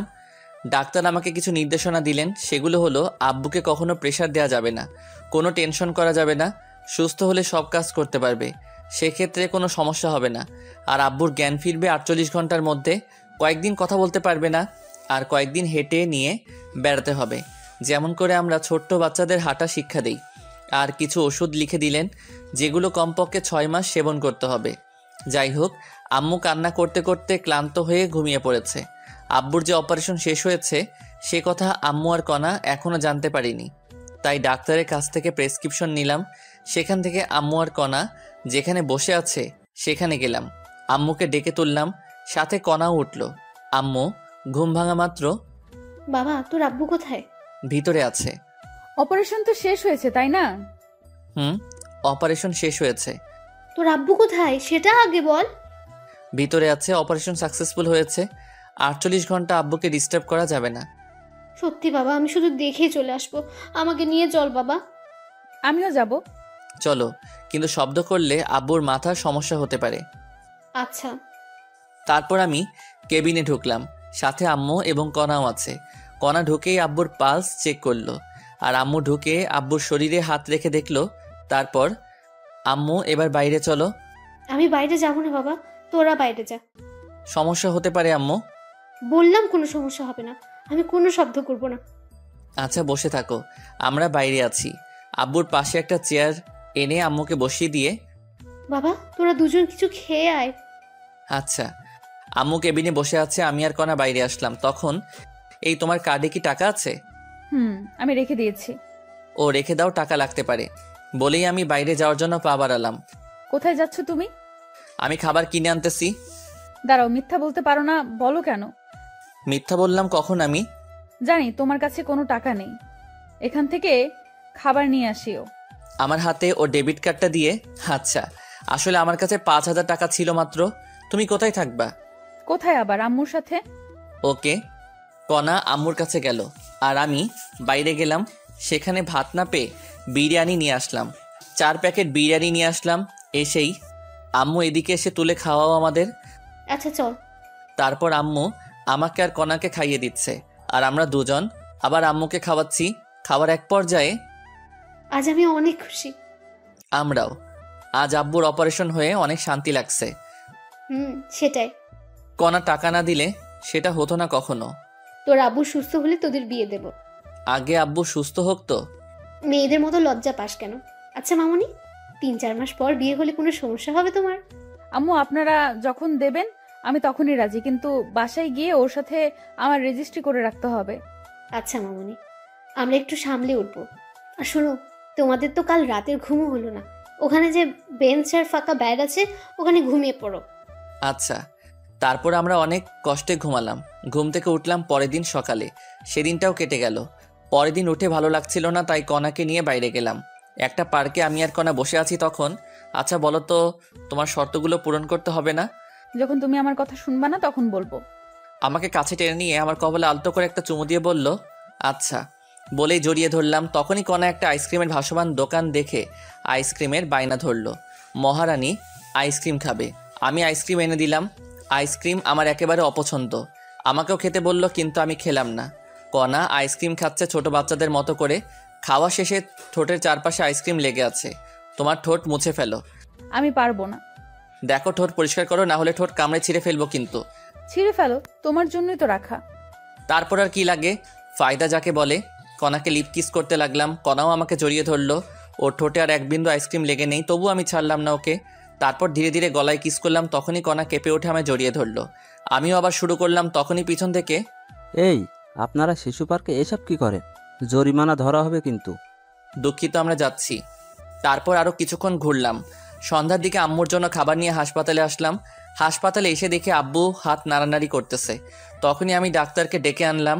ডাক্তার আব্বুকে চেক আপ করে, I can believe this. Any problem doctor? না, একটা সুখবর আছে। কি সেই খবর? আসলে আপনার আব্বুর শরীরে অনেক ধরনের জিন বিদ্যমান, তাই আপনার আব্বুর অভিযোজন ক্ষমতাও বেশি। খুব সহজেই সব পরিবেশে খাপ খেয়ে নিতে পারে। আপনার আব্বুর সেসব এনজাইমের জন্য আপনার আব্বু শরীরের ভারসাম্য ফিরে পেয়েছে, কিন্তু এখনো জ্ঞান ফেরেনি, আর কথা বলতে পারবে কিছুক্ষণ পর। সত্যি ডাক্তার? আর ঘুমের ওষুধ দেয়নি। কিছুক্ষণের মধ্যেই আপনার আব্বু ঘুম ভেঙে যাবে। ভালো কিছু খাইয়ে দিয়েন, আমি আসি এখন। ওকে। তারপর ডাক্তার চলে গেল। আমি অনেক খুশি, আব্বু আবার আগের মতো চলতে পারবে। যাই হোক, আব্বুর জ্ঞান রাত 2টার দিকে আসলো। উঠা মাত্র আব্বুকে বাইরে থেকে আনা খাবার খাওয়ালাম। ওষুধ খাইয়ে দিয়ে আব্বুকে রেস্ট নিতে দিলাম। আব্বু হাত পা নাড়াতে পারে, কিন্তু পা ফেলাতে ভয় পায়, আর কথা বলার চেষ্টা করে। মুখ দিয়ে বাতাসও বের হয়, কিন্তু আওয়াজটা বের হয় না। যাই হোক, আমি আর আম্মু মিলে আব্বুকে কিছুক্ষণ হাঁটালাম, তারপর আবার রেস্ট নিতে দিলাম। পরের দিন সকালে কিছুক্ষণ চেষ্টা করতেই আব্বু হাঁটতে সফল হলো। সেদিন পমাদের হাসপাতাল থেকে রিলিজ দিল। সেদিন রাতের টিকিট আমরা কেটে ফেললাম। আব্বু ইশারা দিয়ে কথা বলে। টিকিট কাটা শেষে আমরা একটা ছোট হোটেলে গিয়ে রাতের খাবার খেয়ে কিছু ব্যাগে প্যাকেট করে নিলাম। সন্ধ্যার সময় এয়ারপোর্টের ভিতরে প্রবেশ করলাম। রাত 8টায় প্লেন উড়াল দিল। পরের দিন ঢাকা শাহজালাল আন্তর্জাতিক বিমানবন্দরে নেমে কনার বাসায় গেলাম এবং কনার আব্বুর নামে যা শুনলাম তা শুনে দ্রুত সন্ধ্যার সময় আমরা এয়ারপোর্টের ভিতরে আসলাম। সিঙ্গাপুরের সময় রাত 11টায় আমাদের ফ্লাইট। আগে থেকে জানতাম অনেক সময় ভিতরে বসে থাকা লাগবে, তাই রাতের জন্য হালকা নাস্তা নিয়েছিলাম। রাত 9টার দিকে নাস্তা করলাম সবাই মিলে। আমরা এয়ারপোর্টের ভিতরের সোফায় বসে আছি। তখনই ভাবলাম আব্বুকে একটু ধরে ধরে হাঁটিয়ে নেই। সে অনুযায়ী কাজও করলাম। প্রায় আধা ঘন্টা হাঁটালাম। আল্লাহর অশেষ রহমতে আব্বু ভালোভাবেই হাঁটতে পারছে। কিছুক্ষণ পর সকল যাত্রীকে প্লেনে উপস্থিত হতে বলা হলো। আমরাও প্লেনের ভিতরে গেলাম। আমাদের 4 জনের সিট একসাথেই পড়েছে। আমাদের সিট বেল্ট বেঁধে দিল বিমানবালারা। রাত 11টায় প্লেন উড়াল দিল। আমরাও ঘুমিয়ে পড়লাম। আমার পাশে কণা, তারপর আম্মু, তারপর আব্বুর সিট পড়েছে। আমাদের প্রত্যেককে একটা করে কম্বল দেওয়া হলো। কণা ওর জন্য দেওস কম্বলটি রেখে দিল। কম্বল রেখে দিলা কেন? আমাদের একটা কম্বলে যথেষ্ট। কেমন করে একটা দিয়ে হবে, যে ছোট একটা কম্বল? এতেই হবে। আমি তোমায় জড়িয়ে ধরে ঘুমাবো, তোমার কাঁধে মাথা রাখবো। খালি ফাইজলামো। ঠিক আছে, আমার কাঁধে মাথা দিয়ে ঘুমাও। হুম। বলেই আমার গালে একটা চুমু দিল। লক্ষ্মী মেয়ে। আমি আব্বু আম্মুর দিকে দেখলাম ঘুমিয়ে পড়েছে। আব্বু আম্মুর শরীরের কম্বল ভালো করে গায়ে দিয়ে দিলাম যাতে ঠান্ডা না লাগে। তারপর সিটে বসলাম। তখন কণা আমাকে কাঁধে মাথা রেখে ঘুমিয়ে পড়ল। আমাকে দেয় কম্বলটি। আমাদের দুজনের শরীর দেওয়ার চেষ্টা করলাম, কিন্তু ছোট হওয়ায় পারলাম না। আর তখন আমি বিমানবালার কাছ থেকে আরেকটা কম্বল নিয়ে কণাকে ভালো করে ঢেকে দিলাম। একে অপরের সাথে জড়াজড়ি করে ঘুমিয়ে পড়লাম। ঘুম ভাঙলো বিমানের একটা সিগন্যালে। প্লেন এখন ল্যান্ড করবে, তাই সবাইকে জাগ্রত করার জন্য এক ধরনের সাউন্ড সিস্টেম ব্যবহার করে আমরা সিগন্যালের আওয়াজে জাগ্রত হয়ে গেলাম। প্রায় 30 মিনিট লাগলো প্লেন শাহজালাল আন্তর্জাতিক বিমানবন্দরে ল্যান্ড করতে। ল্যান্ড করার পর আব্বুকে ধরলাম এবং নিচে নামতে সাহায্য করলাম। নিচে নামার পর থেকে আব্বু নিজে নিজেই আমাদের সাথে হাঁটতে শুরু করলো। ল্যান্ড করার পর আমরা প্লেন থেকে নেমে রিসিভ রুমে আসলাম। রিসিভ রুম থেকে ব্যাগ রিসিভ করে এয়ারপোর্টের বাইরে আসলাম। আমার ছোট বোন আনহা আর চাচাতো ভাই আদনানকে আসতে বলা হয়েছিল। আমরা এয়ারপোর্টের বাইরে এসে দেখলাম ওরা দাঁড়িয়ে আছে। আনহা আব্বুকে দেখে দৌড়ে এসে কান্না শুরু করে দিল। আব্বুও নীরবে চোখের পানি ফেলতে লাগলো। আমি সান্ত্বনা দিয়ে একটা ট্যাক্সি নিয়ে আমরা সবাই কণার বাসায় আসলাম। আমি ব্যাগ নিয়ে আগেই দোতলায় গেলাম। বাসায় এসে কলিং বেল দিলাম। আমার আব্বুর বয়সী একজন পুরুষ দরজা খুলে দিল। কে আপনি? এই বাসায় কি চাই? সরি, আপনাকে তো চিনলাম না। আমি এই বাসার মালিক। আমার শাশুড়িকে ভয় দেখিয়ে বাড়ি দখল। বাবা, তুমি এতদিন কোথায় ছিলে? বাবা মানে এই লোককে? উনি আমার বাবা। ভেতরে আসো। আর বিআই বেআইন আপনারাও আসেন। চলেন বেয়াই। তারপর আমরা সবাই সোফায় গিয়ে বসলাম। তখন আব্বু, তুমি এই 2 বছর কোথায় ছিলে? কিছু কাজ ছিল মামনি। আর কোথাও তোমার যাওয়া হচ্ছে না? তোমার আর কোথাও যাব না, অবসর নিয়েই তবে এসেছি। ভাই সাহেব, আপনি কি কাজ করতেন? হঠাৎ 2 বছর খোঁজ ছিল না আপনার? বিআইন, আমি একজন কমিশনার ছিলাম। আমাদের দেশে মাদকের ব্যবহার অধিক ছিল, আর আমি ট্রেনিংয়ে মেডেল জিতেছিলাম, তাই সরকার আমায় ডেকে পাঠায়। তারপর আমাদের একটা মিটিং হয়। সেই মিটিংয়ে 60 সদস্য বিশিষ্ট একটা দল তৈরি করি। এদের মূল কাজ মাদকের গডফাদারকে ধরা। আমরা এই কাজের মিশনের জন্য উঠে পড়ে লেগে পড়ি। বাসায় থাকলে সমস্যা হতো, তাই আমি কাউকে না জানিয়ে পালিয়ে যাই। মিশন ছিল জীবন মরণের। ধরা পড়লেই মৃত্যু নিশ্চিত। আমরা দেশের ভিতরে এবং বাইরে 2 বছর নিরস প্রচেষ্টার পর 7 দিন আগেই ওই সন্ত্রাসীকে ধরিয়ে দেই এবং আবার মেডেল পাই। সেদিনেই চাকরির অবসরের আবেদন করি। অফিসাররা সবাই অবাক হয়েছিল এবং তারা আমাকে চাকরিতে জোর করে রাখতে চেয়েছিল, কিন্তু পারিনি। আমি পরশুদিন বাসায় এসে সব শুনলাম, বিয়ানের নাকি অপারেশন হচ্ছে। আপনার মেয়ে টাকা দিয়েছিল আমাদের তো অপারেশন করার সামর্থ্য ছিল না। বেআইন, আমার যা কিছু আছে সব কণা মামুনির, আর আমার মেয়ে আপনার বাড়ির বউ। আর এসব কথা বাদ দেন, এখন বেআইনের কি অবস্থা? হাঁটতে পারতেছে, কিন্তু কথা বলতে পারতেছে না। মুখ দিয়ে বাতাস বের হয়। ডাক্তার বলছে 1 সপ্তাহের মধ্যে কথা বলতে পারবে। আল্লাহ যেন তাড়াতাড়ি সুস্থ করে দেন। আচ্ছা ভাই, কণা আর ফারুকের সম্পর্ক নিয়ে আপনার মন খারাপ হয়নি? বেআইন, কণা আগে রিলেশন করতো আপনার ছেলের সাথে। আমি জানতাম রিলেশন করে, কিন্তু আপনার ছেলেকে দেখিনি। পরে যখন ওদের ব্রেকআপ হয়েছে এবং আমার মেয়ে বাইরে চলে যায়, মেয়ে আমাকে বুঝতে দেয়নি। তারপর আমি মিশনে গিয়েছিলাম। বাসায় এসে জানতে পারলাম ব্যাপারটা। প্রথমে রাগ হয়েছিল, কিন্তু পরে সব শোনার পর অনেক খুশি লাগতেছে। ভাই, আপনার মেয়েকে আমি অনেক পছন্দ করি। তাই ফারুক যখন ওদের ব্রেকআপের কথা বললো, তখন ওর সাথে অনেক রাগারাগি করেছি, কিন্তু সবকিছু বিবেচনা করে মেনে নিতে হয়েছে। অনেক ভালো লাগলো বেআইন। আমরাও রিলেশন করে বিয়ে করেছি, আমার মেয়েও। আমরাও সেম। যা করছো, কাল আবার গ্রামের বাসায় যেতে হবে আমাদের। কেন বেআইন? ওমর ফারুককে আর কতই প্রেশারে রাখি বলেন? এমনি ওর বেতন অল্প, আবার যদি পরিবার সহ ঢাকায় থাকি তাহলে অনেক টাকা খরচ হবে, তাই চলে যাব। কি বলেন বেআইন? সামনে আমার একটা ফ্ল্যাট আছে, 5 তলা ফ্ল্যাট, সেখানে 4 তলায় আপনারা থাকবেন। বেয়াই অনেক উপকার করেছেন, তাই জীবনে শোধ করতে পারবো না। আর উপকার করবেন না। বেআইন কি বলেন এসব? আমরা কিন্তু কষ্ট পাবো। আচ্ছা বেয়াই, আগে আপনার বেয়াই সুস্থ হোক। ও সুস্থ হলে যে কোম্পানিতে চাকরি করতো সেখানে আবার জয়েন করতে পারবে। রেফারেন্স আছে তো। সুস্থ হলে আবার ঢাকায় আসবো। আচ্ছা ঠিক আছে, কিন্তু এদের বিয়ের ডেট ঠিক করতে হবে না? কিছুদিন যাক। তবুও কদিন পর? 6 মাস পর। কি বলো তুমি? আচ্ছা ঠিক আছে, এখন চলেন, সকালের খাবার খেতে হবে। আব্বু, প্রচুর খিদে লাগছে, আর আমরা খেয়েই ঘুমাবো। ঘুম হয়নি রাতে। হারামজাদি আমার কাঁধে মাথা রেখে আরামসে ঘুমিয়েছে, আর এখন চাপা মারতেছে। সবাই ফ্রেশ হয়ে এসে টেবিলে বসো। আমি দেখি কনার আম্মুর রান্না কত দূর। তারপর আম্মু আর আব্বু গেস্ট রুমে গেল, সাথে আদনান আর আনাহাও। আর কণা আমাকে টেনে ওর রুমে নিয়ে গেল। আমি যেই রুমে ঢুকেছি সাথে সাথে কণা দরজা লাগিয়ে দিল। এই কি করো? তোমার কমিশনার বাপ আমার গুটলি ফাটাই দিবে। কিছুই বলবেন, এখন যাও, ফ্রেশ হও আগে। ওকে। তারপর আমি বাথরুমে ঢুকলাম। 10 মিনিট পর একদম ফ্রেশ হয়ে বের হলাম। বের হয়ে দেখি কণা আগের কাপড় পরিবর্তন করে শাড়ি পরার বৃথা চেষ্টা করতেছে। আমি বাথরুম থেকে বের হয়েছি, কণা বুঝতে পারিনি। আমি হালকা কাশি দিলাম, সাথে সাথে কণা পিছনে ফিরে দেখলো আমি তো আবার ক্রাশ খেলাম। হালকা মেকআপ করেছে, উফ অসাধারণ লাগছে কণাকে। তখনই কুত্তা, এমন করে কি দেখো? এখানে আসো। বলে ওর কাছে এসে আবার মন ভরে দেখতে লাগলাম। আমাকে শাড়ি পরিয়ে দাও। আচ্ছা। তারপর আমি কণার শাড়ির কুচি ধরলাম। ধবধবে পেট, নাভির 2 ইঞ্চি উপরে একটা তিল। আমি নিজেকে কন্ট্রোল করার চেষ্টা করতেছি, আর কণা সেটা বুঝতে পেরেছে। কণা আমার কাঁধে হাত রেখে আছে। আমি কুচি সুন্দরভাবে গুছিয়ে কোমরে গুজলাম। তখনই কণা আমার হাত চেপে ধরলো এবং মাথা পেটের সাথে চেপে ধরলো। আমি নিজেকে আর ধরে রাখতে পারলাম না।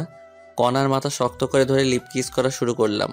কণাও আর কন্ট্রোল করতে পারলো না, সেও রেসপন্স করা শুরু করলো। টানা কিস করতে করতে কণাকে কোলে করে বিছানায় নিয়ে গেলাম। বিছানায় ফেলে আবার কিস করা শুরু করলাম। তারপর গলায় কিস করতে লাগলাম। তখনই এই কুত্তা, আমাকে কি বিয়ের আগেই প্রেগন্যান্ট করতে চাও নাকি? ও শিট, সরি, আমি ব্যাপারটা বুঝতে পারিনি। দোষ আমার। আমি ইচ্ছে করেই তোমায় শাড়ি পরিয়ে দিতে বলেছি। আমি জানতাম তুমি ঠিক থাকতে পারবো না। তবে রে, হাও হারামি, বাইরে চলো। চলো। আরে মুখ তো মুছে ফেলো, মুখে লিপস্টিক লেগে আছে। বলেই বাইরে চলে গেল। কি বলো? বলেই আয়নার সামনে গিয়ে দেখি সত্যি সত্যি লিপস্টিক লেগে আছে। তারপর আমি ভালো করে মুখ ধুয়ে বাইরে আসলাম। বাইরে এসে দেখি সবাই আমার জন্য টেবিলে অপেক্ষা করে বসে আছে। সামনে গিয়ে দেখি কণার পাশে টেবিলটাই মাত্র ফাঁকা আছে। খিদেও লাগছে, তাই আমিও বসলাম টেবিলে। হবু শাশুড়ি খাবার সার্ভ করলো, আর আমি কোনো দিকে না তাকিয়ে খাওয়া শুরু করলাম। তখন নিচ থেকে সুরসুরি লাগলো। আমি বিড়াল মনে করে নিচে তাকালাম, দেখি নিচে কিছুই নেই। মাথা তুলে দেখি আমার প্লেটেও কিছুই নেই। আমার প্লেটের মাংস কে জানি তুলে নিয়েছে। কণার মুখের দিকে তাকালাম, দেখি কণা মুচকি মুচকি হাসতেছে। আমিও বুঝতে পারলাম গন্ডগোলটা কোথায়। খাওয়াই হলো না আমার। সামনে তাকিয়ে দেখি সবার খাওয়া শেষ। লজ্জায় আবার চাইতেও পারছি না, তাই পেটে ক্ষুধা নিয়ে হাত ধুয়ে উঠে আসলাম। কণাও উঠে ওর আম্মুর কাছে গেল। আমি আম্মুকে বলে কণাকে না জানিয়ে আমার ভাড়া বাসায় চলে গেলাম। যাওয়ার সময় সাথে করে বিরিয়ানি নিয়ে গেছিলাম। সেগুলো খেয়ে ফোন বন্ধ করে চার্জে দিয়ে 11টার সময় দিলাম ঘুম থেকে উঠলাম বিকেল 4টায়। উঠে ফ্রেশ হয়ে ফোন অন করলাম। ফোন অন করে আমি অবাক হয়ে গেলাম। মিস কল অ্যালার্ট চালু করা আছে, দেখি 250টা মিস কল আর 119টা মেসেজ। কল এসেছে আম্মু, কণা, আদনান শাশুড়ির ফোন থেকে, আর মেসেজ এসেছে আদনানের ফোন থেকে 10টার মতো। বাকিগুলো কণা দিয়েছে। সবগুলো মেসেজ হলো আমি কোথায় আছি, তাড়াতাড়ি যেন বাসায় যাই, এসব নিয়ে। যাই হোক, এসব দেখে ভাবলাম কল দেই। দেখলাম ফোনে টাকা নেই, তাই বিকাশ অ্যাপস থেকে টাকা লোড দেওয়ার জন্য ডাটা অন করলাম। সাথে সাথেই দেখি মেসেঞ্জার, হোয়াটসঅ্যাপ, টেলিগ্রাম সবখানে কণার মেসেজ। টাকা লোড দিয়ে কল দিলাম কণার কাছে। কল দেওয়া মাত্র কল ধরলো, মনে হয় তার জন্য বসেছিল। কি করো? জানোয়ার, কোথায় তুই? রেগে আছো খুব? তাই বলবো না। রাখবে না। তোমার ফোন বন্ধ কেন? হ্যাঁ, অবু স্বামীর সাথে কেউ এভাবে কথা বলে? ঘন্টা, এবার বলো কোথায় তুমি এখন? ঘুম হয়নি তো, তাই যে বাসায় থাকতাম সেখানে এসে ফোনটা চার্জে দিয়ে ঘুমিয়েছিলাম। লোকেশন দাও, আমি যাচ্ছি। পাগল নাকি? তোমার সতীন তোমার সাথে মারামারি করার জন্য বসে আছে। দেখো, তুমি জানো আমার রাগ কেমন, রাগিও না আমায়। ওকে, জায়গায় আসো। ওকে। আমি ফোন কেটে দিয়ে বিছানায় বসে ফেসবুকে নোটিফিকেশন চেক করতেছি। তখনই কণার আইডি সামনে আসলো। দেখলাম রিলেশনশিপ স্ট্যাটাস দিয়ে, relationship with MD Omar Faruk. আমি দেখে মুচকি আসলাম। পাগলি একটা, আমায় অনেক ভালোবাসে। জীবনে কিছু না পেলেও মনের মতো মা বাবা আর জীবনসঙ্গী পেলাম। আল্লাহর কাছে লাখ লাখ শুক্রিয়া। তারপর ফেসবুকের ভিডিও দেখতে লাগলাম। প্রায় 30 মিনিট আমার ফোনে কণার ফোন নাম্বার থেকে কল আসলো। কল ধরলাম, তখন কণা আমায় আমার দেওয়া ঠিকানায় যেতে বলল। আমি গিয়ে ওকে নিয়ে আসলাম। রুমের মধ্যে ঢুকা মাত্র কণা এসে ঠাস করে আমার গালে একটা চড় মারলো। চড় মারার পরই আমায় জড়িয়ে ধরে কান্না করতে লাগলো। আমিও জড়িয়ে ধরে, নিজে থাপ্পড় মারলে আবার নিজেই কান্না করছো কেন? চুপ করো। তুমি যে বাসায় আসছো আমায় বলে আসতা। আমি মনে করেছি টেবিলে তোমার খাবার মেরে দিয়েছি, এই জন্য তুমি রাগ করে বাসায় এসেছো। আমি অনেক কান্না করেছি। আমি তো আম্মুকে বলেই আসলাম। তুমি নাকি বলেছো বাইরে যাচ্ছ, কিন্তু এতক্ষণ লাগে নাকি? তাই চিন্তা হচ্ছিল আমার। না বলে আসার জন্য দুঃখিত। হয়েছে, তোমার জন্য খাবার নিয়ে এসেছি। আচ্ছা, তুমি খাইয়ে দাও। পাবো না। তাহলে আমার খিদে নেই। আচ্ছা শয়তান, আসো। তারপর কণা আমায় খাইয়ে দিতে লাগলো, আবার আমি ওকে খাওয়াচ্ছি। তখনই আমাদের বাসার মালিক আসলো। বাসার মালিকের সাথে আমার সম্পর্ক ভালো। বাড়িওয়ালা এসে, কি ফারুক, কি খবর তোমার? দুদিন থেকে দেখাই যাচ্ছে না, ঘটনা কি? ভাই, আব্বুর অপারেশনের জন্য বাইরে গেছিলাম। এনিকে ভাবি নাকি? আপনার ভাবি। হাফ নাকি ফুল? পরে বলবো। আচ্ছা, পরে শুনবো। এখন বাড়ি ভাড়া কবে দিবা? কাল দিব ভাই। আচ্ছা, তাহলে আমি যাই। বাড়িওয়ালা চলে গেল। কণা আমায় রেডি হতে বলল। আমি তৈরি হয়ে নিলাম। আজ আব্বু, আম্মু, ছোট বোন আনহা আর চাচাতো ভাই আদনান বাসায় যাবে। ওদেরকে বাসে তুলে দিতে হবে। আমি রেডি হয়ে রুমে তালা দিয়ে বের হলাম। কণা আর আমি রিক্সা নিয়ে কণার বাসায় গেলাম। বাসায় যাওয়া মাত্র, তোর কি আক্কেল জ্ঞান নেই? তুই বাইরে গেছিস, কণাকে বলা লাগবে না? তোমাকে তো বললাম আম্মু। তুই বলেছিস তুই বাইরে যাচ্ছিস, কিন্তু তুই যে তোর মেসেজ যাবি সেটা তো বলিসনি। আর তোর ফোন বন্ধ ছিল, তাই কণা কান্নাকাটি করে অবস্থা খারাপ করেছিল। বাদ দাও, তোমরা রেডি হয়েছো? প্রায়। বাস কয়টায়? রাত 9টায়। এখন 6:30 বাজে। তাহলে সমস্যা নেই। খেয়েছো তোমরা? তোর জন্যই বসে আছি। চলো। সন্ধ্যা 7টার দিকে সবাই মিলে একসাথে বসে খেলাম। খাওয়া শেষে সবাই কণার আব্বু আম্মুর কাছ থেকে বিদায় নিয়ে রওনা দিলাম। আমি আব্বু আম্মু ভাই বোনদের গাড়িতে তুলে দিয়ে কণার বাসায় রেখে মেসে যাব। যাই হোক, স্টেশনে গিয়ে বসে আছি। কণা, আম্মু আর আনহান গল্প করতেছে। অত্যন্ত গরম এখন, তাই আম্মু আমাকে পানির বোতল আনতে বলল। আমি রাস্তা পার হয়ে একটা দোকানে গেলাম। দোকানে প্রচুর ভিড়, তাই দাঁড়িয়ে আছি। আর ওদিকে, আম্মু তুমি আবার কবে আসবা? তোর শ্বশুর সুস্থ হলে। আম্মু, আমরা কিন্তু এখনো আলাদা বাসায় থাকতে পারি। আমি আর আপনার ছেলে চাকরি করি কেন? কিছুদিন যাক, তারপর। তাড়াতাড়ি আসো। তোমরা আর আমার এই ননদকেও ভালো স্কুলে ভর্তি করাতে হবে। পরে সেটা ভাবি। আমার পরীক্ষা সব কমপ্লিট। 6 মাস পর পরীক্ষা। সত্যি? তাহলে আমি তোমার পরীক্ষার আগে যাব ওখানে। আচ্ছা ভাবি, আসিও, অনেক মজা হবে। যাই হোক, ওরা এমন আরও কথা বলতেছে। আর এদিকে আমি পানির বোতল কিনে রাস্তা পার হচ্ছি। তখনই প্রায় 2 বছর পর চিরচেনা আব্বুর কণ্ঠস্বর শুনতে পেয়ে দৌড় দিলাম। আমি তো শকড হয়ে গেলাম, আবার অনেক খুশি লাগতেছে। কিন্তু আব্বু কি জানি ইশারা করতেছে আর বলতেছে, আরে পাগল ছেলে, সামনে দেখো। বলেই আব্বু আমার কাছে দৌড়ে আসতেছে। আমি সামনে তাকিয়ে দেখি বিশাল দূরে একটা সিএনজি 60 কিলোমিটার পার আওয়ার বেগে ছুটে আসতেছে। সিএনজি এর গতি দেখে আমি ভয়ে কি করব ভেবে পাচ্ছি না। আমার ব্রেন কাজ করা বন্ধ করে দিয়েছে। আমি আমার মৃত্যু দেখতে পারতেছি। আমি ভয়ে চোখ বন্ধ করলাম। তখন আমার মনে হলো আমায় কেউ আচমকা টান দিল। আমি বুঝতে পারলাম আমি কোথাও পড়ে গিয়েছি, কিন্তু আমার শরীরে মনে হয় শক্তি নেই। কেউ একজন আমায় ধাক্কাচ্ছে। তখনই আমার চিন্তা শক্তি কাজ করা শুরু করে দিল। আমি চোখ খুললাম। খোলা মাত্র, বাবা, তোর কিছু হয়নি তো? কিছু হয়নি তো মনে হয়। চারপাশ দেখে আসবি না? ভুল হয়েছে, এবার চলো। চল। আম্মুকে বলিও না, আবার চিন্তা করবে। আচ্ছা। তারপর আমি আমার শরীরের ধুলা ঝেড়ে ফেলে দিলাম। তারপর আব্বু আর আমি, আম্মু, কণা আর আনহাদের কাছে আসলাম। আব্বু যখন এসে সবার সামনে কথা বলল, সবাই আনন্দে হই দিয়ে উঠল। আর আম্মু তো খুশিতে কান্না কান্না করতে লাগলো। তখনই, এই একসাথে এত খুশি কোথায় রাখি? তুমি যাও বাবার কর্ণফুলের রস নিয়ে আসো। ওকে যাচ্ছি বলেই যেতে লাগলাম। কোথায় যাচ্ছিস? ফলের রস নিয়ে আসি। লাগবে না। আব্বু নিয়ে আসুক না। আরে ফারুক কোথাও যাবে না। জানো কি হয়েছিল একটু আগে? কি হয়েছিল আব্বু? কিছু হয়নি বলেই আব্বুর মুখ চেপে ধরলাম। আসলে তারপর সব খুলে বলল। আরে চিন্তা করো না তো, কিছু হয়নি তো। হলে আর কি হতো, মরে যেতাম। কান্না করার মতো কেউ নেই। চলো তো একটু ওয়াশরুমে যাব। চলো। তারপর আম্মুকে চুপ করে থাকতে বললাম। আব্বু আমার আম্মুকে সান্ত্বনা দিচ্ছে, আর আমি কণাকে নিয়ে বাস কাউন্টারের ওয়াশরুমে ঢুকলাম। কণা ভিতরে ঢুকে উকি দিয়ে কি জানি দেখলো।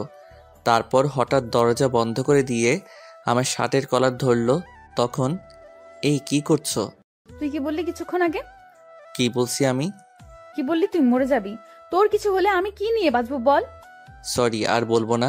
সাবধানে দেখে শুনে বের হবা না তুমি? তোমার কিছু হলে আমি কি নিয়ে বাঁচবো?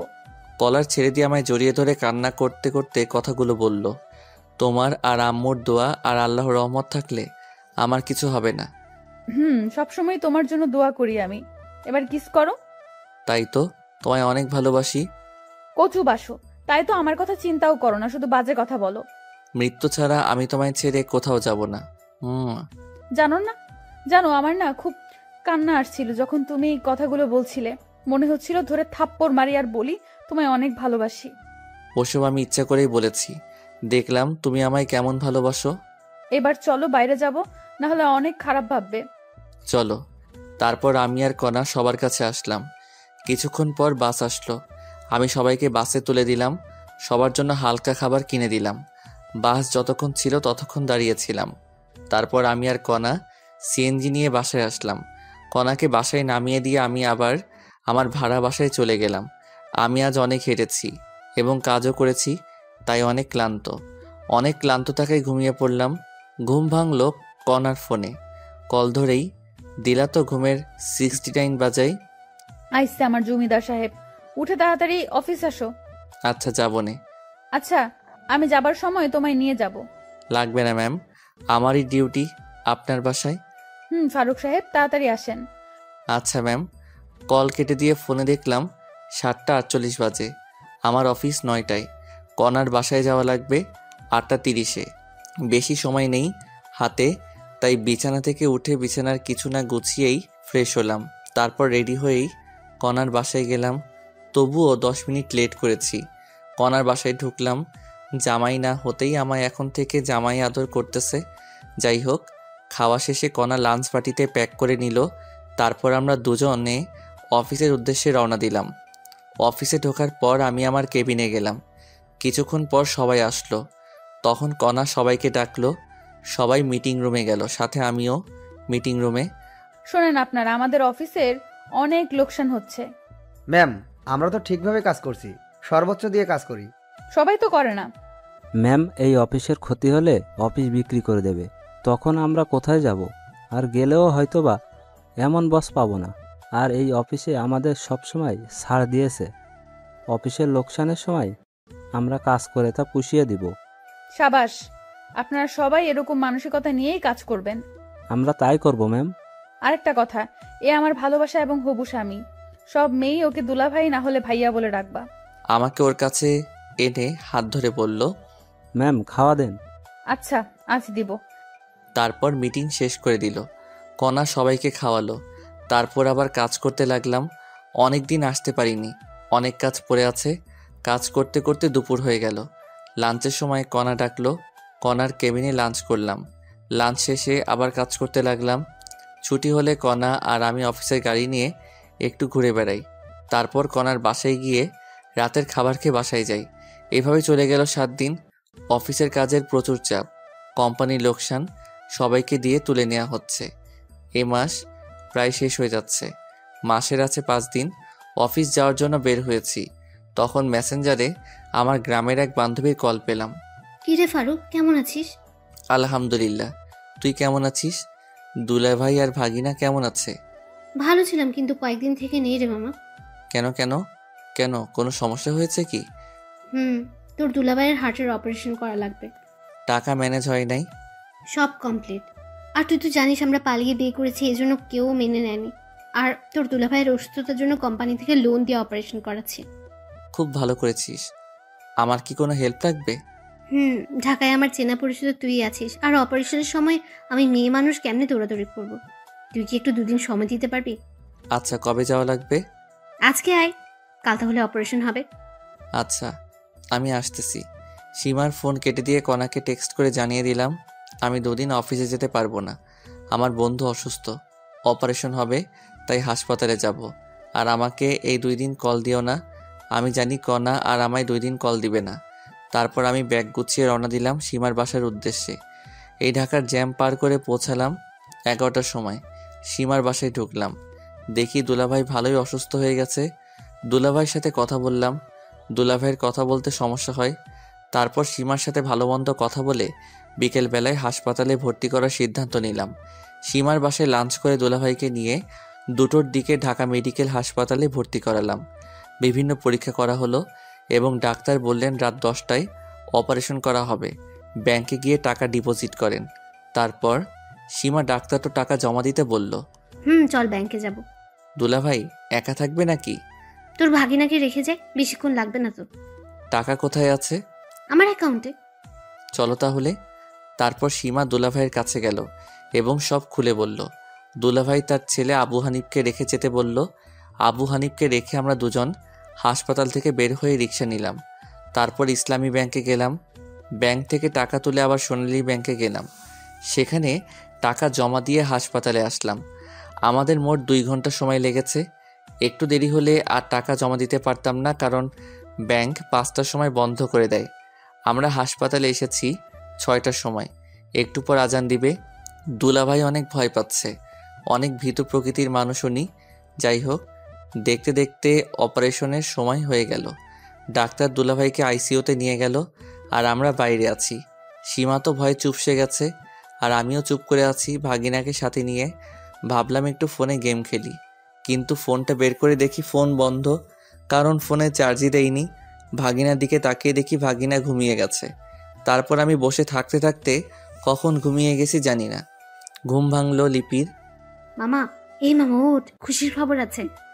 কি হয়েছে? তোর দুলাভাইয়ের অপারেশন সাকসেসফুল হয়েছে। 3 ঘন্টা পর জ্ঞান ফিরবে। ডাক্তার চলে গেল এটা বলে। দাঁড়া, আমি ডাক্তারের কাছ থেকে ভালো করে শুনে আসি। আচ্ছা যা। তারপর আমি ডাক্তারের কেবিনে গিয়ে সত্যতা যাচাই করে আসলাম। তখন রাত 2টা বাজে। আমি সীমার কাছে আসলাম। কিছুক্ষণ পর দুলাভাইকে একটা কেবিনে শিফট করা হলো। আমি অনেক খুশি হয়েছি। ডাক্তার প্রেসক্রিপশন দিল। আমি গিয়ে ওষুধ কিনে আনলাম। জ্ঞান ফিরলে ওষুধ খাওয়াতে হবে।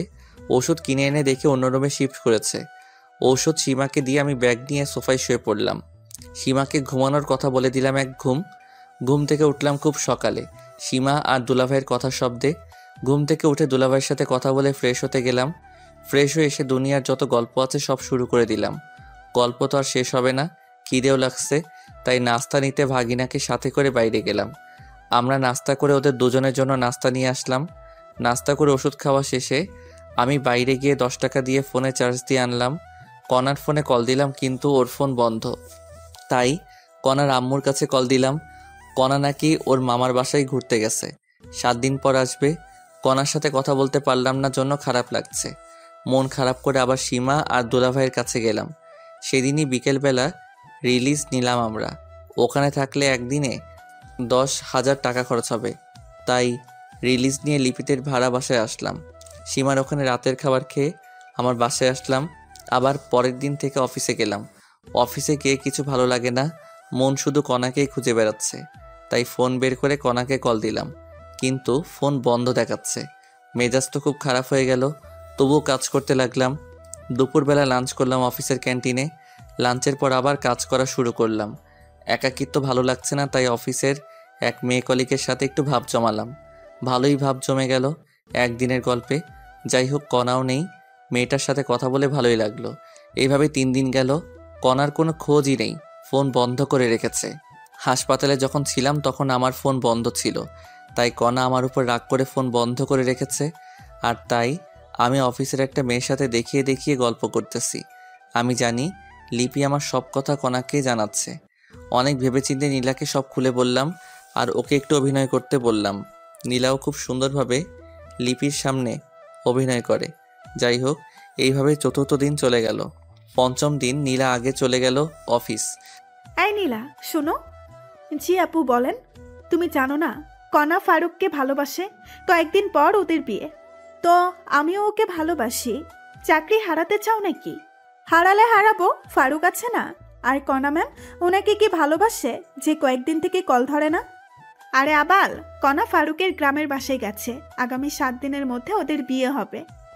ও আপু, আসলে আমাদের মাঝে কিছুই নেই। ভাইয়া অনেক ভয়ে ছিল যে ম্যাম বোধহয় রাগ করে চলে গেছে, আর ম্যামের ঠিকানা কেউ দিচ্ছিল না। তাই ভাইয়া প্ল্যানটি করে, কারণ ভাইয়া জানে আপনি সব কথাই কণা ম্যামকে বলবেন। তাই নাকি? ফারুক ভাইকে যতটা ফাজিল ভাবতাম, উনি তো দেখি তার চেয়েও বেশি ফাজিল। হ্যাঁ আপু, আর আমার চাকরির যেন কিছু না হয়। যাও, তোমার 7 দিনের ছুটি। এই 7 দিন অফিসের ধারে কাছেও আসবে না। ফারুক ভাই কল দিলে বলবা গ্রামের বাসায় গেছো, আমরা একটু এদিকে মজা নেই। আচ্ছা আপু। তারপর নীলা চলে গেল। আমি অফিসে ঢুকে দেখলাম কণাও নেই, নীলাও নেই। তারপর লিপিকে গিয়ে ধরলাম। কণা কোথায়? জানি না আমি। ভালো। আর একটা কথা শুনে রেখো, কণা ফিরে এসে আমায় খুঁজে পাবে না। ভাইয়া এইসব কথা বলবেন না। আপনাকে সারপ্রাইজ দেওয়ার জন্য কণা এইসব করতেছে। তাই নাকি? একটু টাচ দিবা। সারপ্রাইজ ভালো নাকি খারাপ? সুন্দর সারপ্রাইজ ভাইয়া। তাহলে আমি নিশ্চিন্তে থাকলাম। আর নীলাকে চাকরি থেকে বের করে দিও না আবার। কেন? ওকে তো বের করে দিব। থাপ্পড় খাবা। আমি ওকে অনেক অনুরোধ করাই অভিনয় করতে রাজি হয়েছিল। আর ওর বয়ফ্রেন্ড আছে। তোমার আপুর মতো সন্দেহ করো না আবার। হোক, আর আজ আমার সাথে লাঞ্চ করবেন। আমি মেয়েদের সাথে লাঞ্চ করি না। কণা বোধহয় ছেলে। বেশি বোঝো কেন? আমায় ছুটি দাও, আমি বাসায় যাব। আপনার অফিস না করলেও চলবে। ছালি আছে না, ওখান থেকে নিজের কেবিনে গেলাম। দুপুর পর্যন্ত কাজ করে বাসায় আসলাম। পরিচিত এক ফার্মেসি থেকে ঘুমের ওষুধ এনে খেয়ে ঘুম দিলাম। উঠলাম পরের দিন দুপুরবেলা। উঠে আবার ফোন টিপতে লাগলাম। মাগরিবের আগে আগে কণার আম্মুর ফোন থেকে কল আসলো। আমি ধরলাম। তখনই বাবা, বাবা, কণা। বলেই কান্না করা শুরু করলো। কণার কি হয়েছে বলেন? কণার। বলেই ফোন কেটে দিল। আমি আবার কল দিলাম, ফোন বন্ধ। কণার ফোনও বন্ধ। কণার আব্বুরও বন্ধ হয়ে আছে। মেজাজ খুব খারাপ। ট্রাউজার পরা অবস্থায় মোবাইল নিয়ে দিলাম দৌড়। রিক্সা করে কণার বাসায় গেলাম। বাসায় গিয়ে দেখি পুরো বাসা বিয়ের সাথে সাজানো। আমি দৌড়ে ভিতরে গিয়ে কণার আম্মুর কাছে গেলাম। কণা কোথায়? কণার কি হয়েছে? ওর আজ বিয়ে বাবা, অন্য একটা ছেলের সাথে। ওই ছেলেটাকে ভালোবেসে ফেলেছে এই কয়েকদিনে। কি বলেন আপনি? আর আমি কি?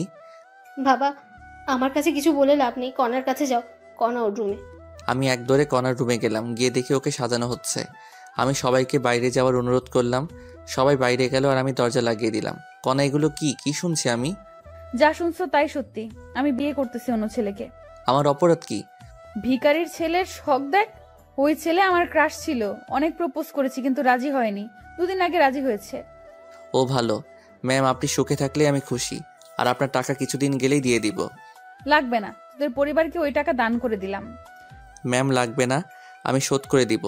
ভালো থাকবেন, সুখে থাকবেন, আর জীবনে দেখা হবে না আপনার সাথে। বলেই ওর দেয়া আংটি খুলে ওর হাতে দিয়ে রুমের দরজা খুলে কান্না করতে করতে সিঁড়ি দিয়ে নামলাম।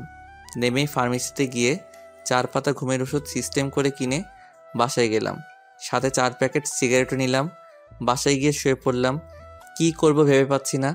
ভাবতেছি আত্মহত্যা করব, আবার বাবা মায়ের মুখের দিকে তাকিয়ে করতে মন চাচ্ছে না।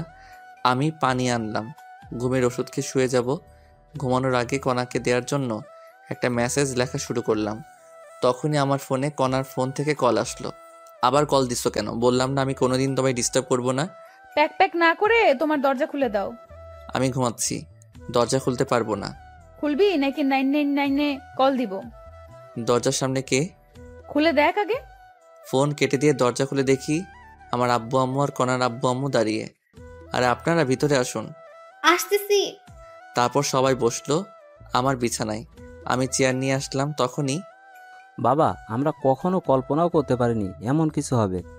আরে আঙ্কেল কি করছেন আপনি? আমি আপনার ছেলের মতো, আর আপনার এখানে করার কিছুই নেই। তবুও আমাদের অনেক খারাপ লাগছে বাবা। আন্টি, আমি কণাকে ভালোবেসেছি। আমি চাইবো অবশ্যই সে সুখে থাকুক। আর কণা এখন তার মনের মতো পাত্র পেয়েছে আর সুখে থাকবে, এতেই আমি খুশি। তাহলে তুমি একটা মেয়ে দেখে বিয়ে করো। আমি আর বিয়ে করতেছি না। কেন বাবা? অত্যন্ত পার্সোনাল আঙ্কেল। আর আপনার মেয়ের বিয়ে আর আপনার এখানে অনেকে আবার অন্য কিছু ভাববে। ভাবলাম তুমি যদি আবার কোনো অঘটন ঘটাও, তাই আশা। আমি আত্মহত্যা করলে আমার বাবা মার কি হবে? সারা জীবন না হয় কণার ছবি সাথে নিয়ে থাকবো। আচ্ছা আপনারা থাকেন, আমি কিছু নিয়ে আসি। কোথাও যাওয়া হবে না। আমার কলার ধরে দরজা দিয়ে ভিতরে ঢুকলো। আমি কিন্তু কিছুই করিনি, ভয়ের ঠেলায় চেয়ারে বসে আছি। সেটা জানা আছে, এখন বসে থাকো তুমি। দুলাভাই, কেমন দিলাম সারপ্রাইজ? কারো ফাটে কেউ হাসে, কেমনটা লাগে? আমার কথা শুনে সবাই হাসতে লাগলো।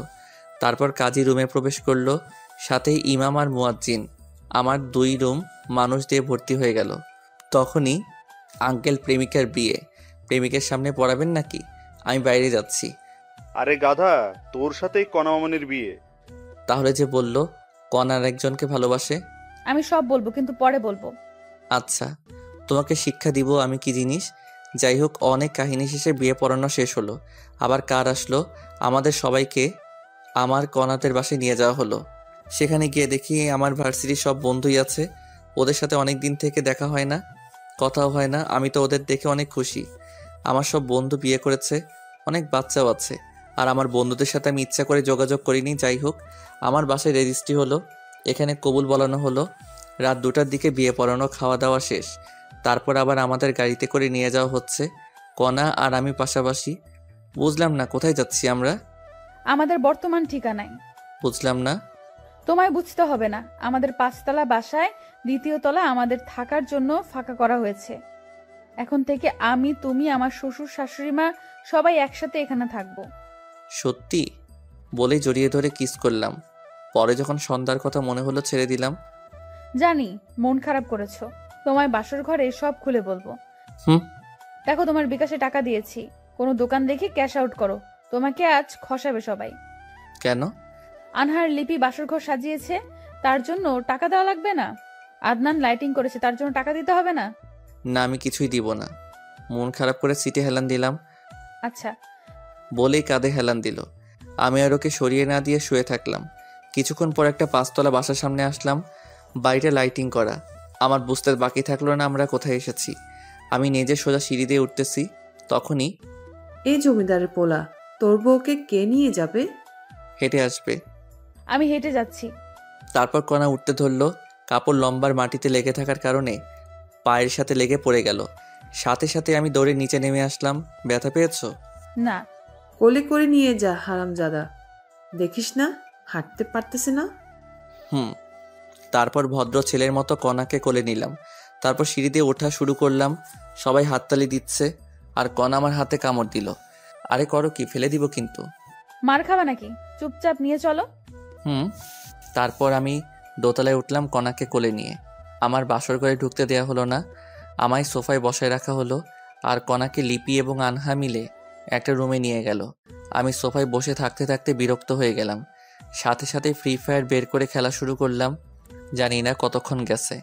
কিছুক্ষণ পর আনহা এসে আমার ফোন কেড়ে নিল। ফোন দে, মাইনাস লাগলে ফাটাবো তোকে। আমি খেলতেছি, তুই রুমে যা, তোর জন্য ভাবি বসে আছে। ভাবি হয় একটু সময় দে, আমি ম্যাচটা শেষ করি। যা বলছি, না হলে আব্বু এসে থাপ্পড় মারবে। ইয়ে মানে আনহা, রুম কোনটারে? আজকেই প্রথম আসলাম তো এই বাসায়। টাকা দে আগে। ভাগ লাগবে না, আমি যাবই না। কিছু তো দে। তোর ওই রুমে যা। আচ্ছা। তারপর আমি রুমে গেলাম। দরজার সামনে গিয়ে হালকা কাশি দিলাম, সাথে সাথে লিপি আসলো।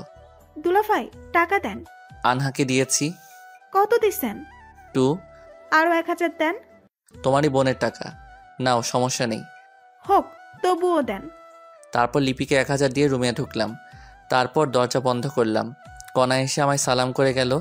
আমি ওর সাথে কোনো কথা না বলে একটা বালিশ আর একটা কম্বল নিয়ে সোফায় গিয়ে শুয়ে পড়লাম। কিছুক্ষণ পর কান্নার আওয়াজ পেলাম। উঠে গিয়ে, কান্না করবা না, ঘুমাতে দাও। তুমি সোফায় ঘুমাচ্ছ কেন? এমনি ভালো লাগছে না, তাই। তুমি কি চাও আমি চলে যাই? চুপ করে আছি, যে রাগী চলে গেলে আর আসবে না, তাই চুপ করে আছি। আচ্ছা, যাচ্ছি। বলেই দরজার দিকে রওনা দিল। কোথাও যাওয়া লাগবে না বলেই হাত টেনে ধরলাম। কণার সাথে সাথে আমায় জড়িয়ে ধরলো। তারপর, কি হয়েছে সেটা বলবা প্লিজ? জানো সন্ধ্যায় কি হয়েছিল? আমার মাথায় যে টেনশন ছিল, ভাগ্য ভালো আসার পথে গাড়ির নিচে মাথা দেইনি। এমন পাগলামো কথা আর বলবা না। আর সত্যি জানলে তুমি রাগ করবা না, সেটা আমি জানি। তাহলে বলো সেটা। শোয়ার পর তোমার বুকে শুয়ে বলবো। ঠিক আছে, এই ভারী শাড়ি পরিবর্তন করো আগে, আর পাতলা শাড়ি পরো। খালি অন্য ধান্দা। তোমার যা ইচ্ছা পরো। ওকে। তারপর আমি বাথরুমে গিয়ে টি শার্ট আর ট্রাউজার পরলাম। পরে কণা গেল। নীল কালারের জামা পাজামা পরেছে। লাইটের আলো অনেক সুন্দর লাগতেছে, মনে হয় এখনই কোনো ঘটনা ঘটাই। তারপর লাইট অফ করে দিলাম। মাথাটা আমায় জানতেই হবে। আমি শুয়ে পড়লাম আর কণা আমার বুকে মাথা রেখে শুয়ে পড়লো। এবার বলো কি হয়েছে। শোনো তাহলে, তোমাকে সেদিন আব্বু একটা মেয়ের সাথে রিকশায় দেখেছে। আব্বু এসে অনেক রাগারাগি করে। তারপর আমি ওই হসপিটালে গিয়ে খোঁজ নিয়ে দেখি ওই মেয়ে তোমার বান্ধবী হয়। তারপর আমি সবাইকে বুঝিয়ে বলি। আর তুমি অফিসে কি করো না করো সব আমি ফোনে দেখেছিলাম। আমার ফোনে আমার ভয় হচ্ছিল কোনো কারণে তোমায় হারিয়ে ফেলতে পারি, তাই আব্বুকে সব খুলে বলি। তারপর আব্বু শ্বশুর আর শাশুড়িকে আসতে বলে। তারা আসার পর আমাদের ওই বাসায় উঠি, সব গোছানোর কাজে লেগে পড়ি। আর আমার সাথে সবসময় আনহা ছিল, তাই তোমার কাছে কল দিতে পারিনি। আর আজ থেকে আমরা সবাই এই বাসায় থাকবো। এই ব্যাপার। জানো, যখন শুনলাম তুমি অন্য কাউকে ভালোবাসো, তখন মনে হচ্ছিল আত্মহত্যা করি। খবরদার এসব আর মুখেও আনবে না।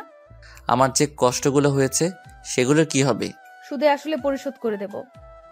কেমনে? পরে জানতে পারবো। এখন বলো ভবিষ্যৎ প্ল্যান কি তোমার? ফুটবল টিম বানাবো। ফুটবল আমার প্রিয় খেলা। ইস, শখ কত! আমারও তো লাগবে না, একটা ছেলে আর একটা মেয়ে হলেই হবে। আমি মজা করছিলাম, আমারও সেম চাওয়া। ছেলে আগে হলেই ভালো।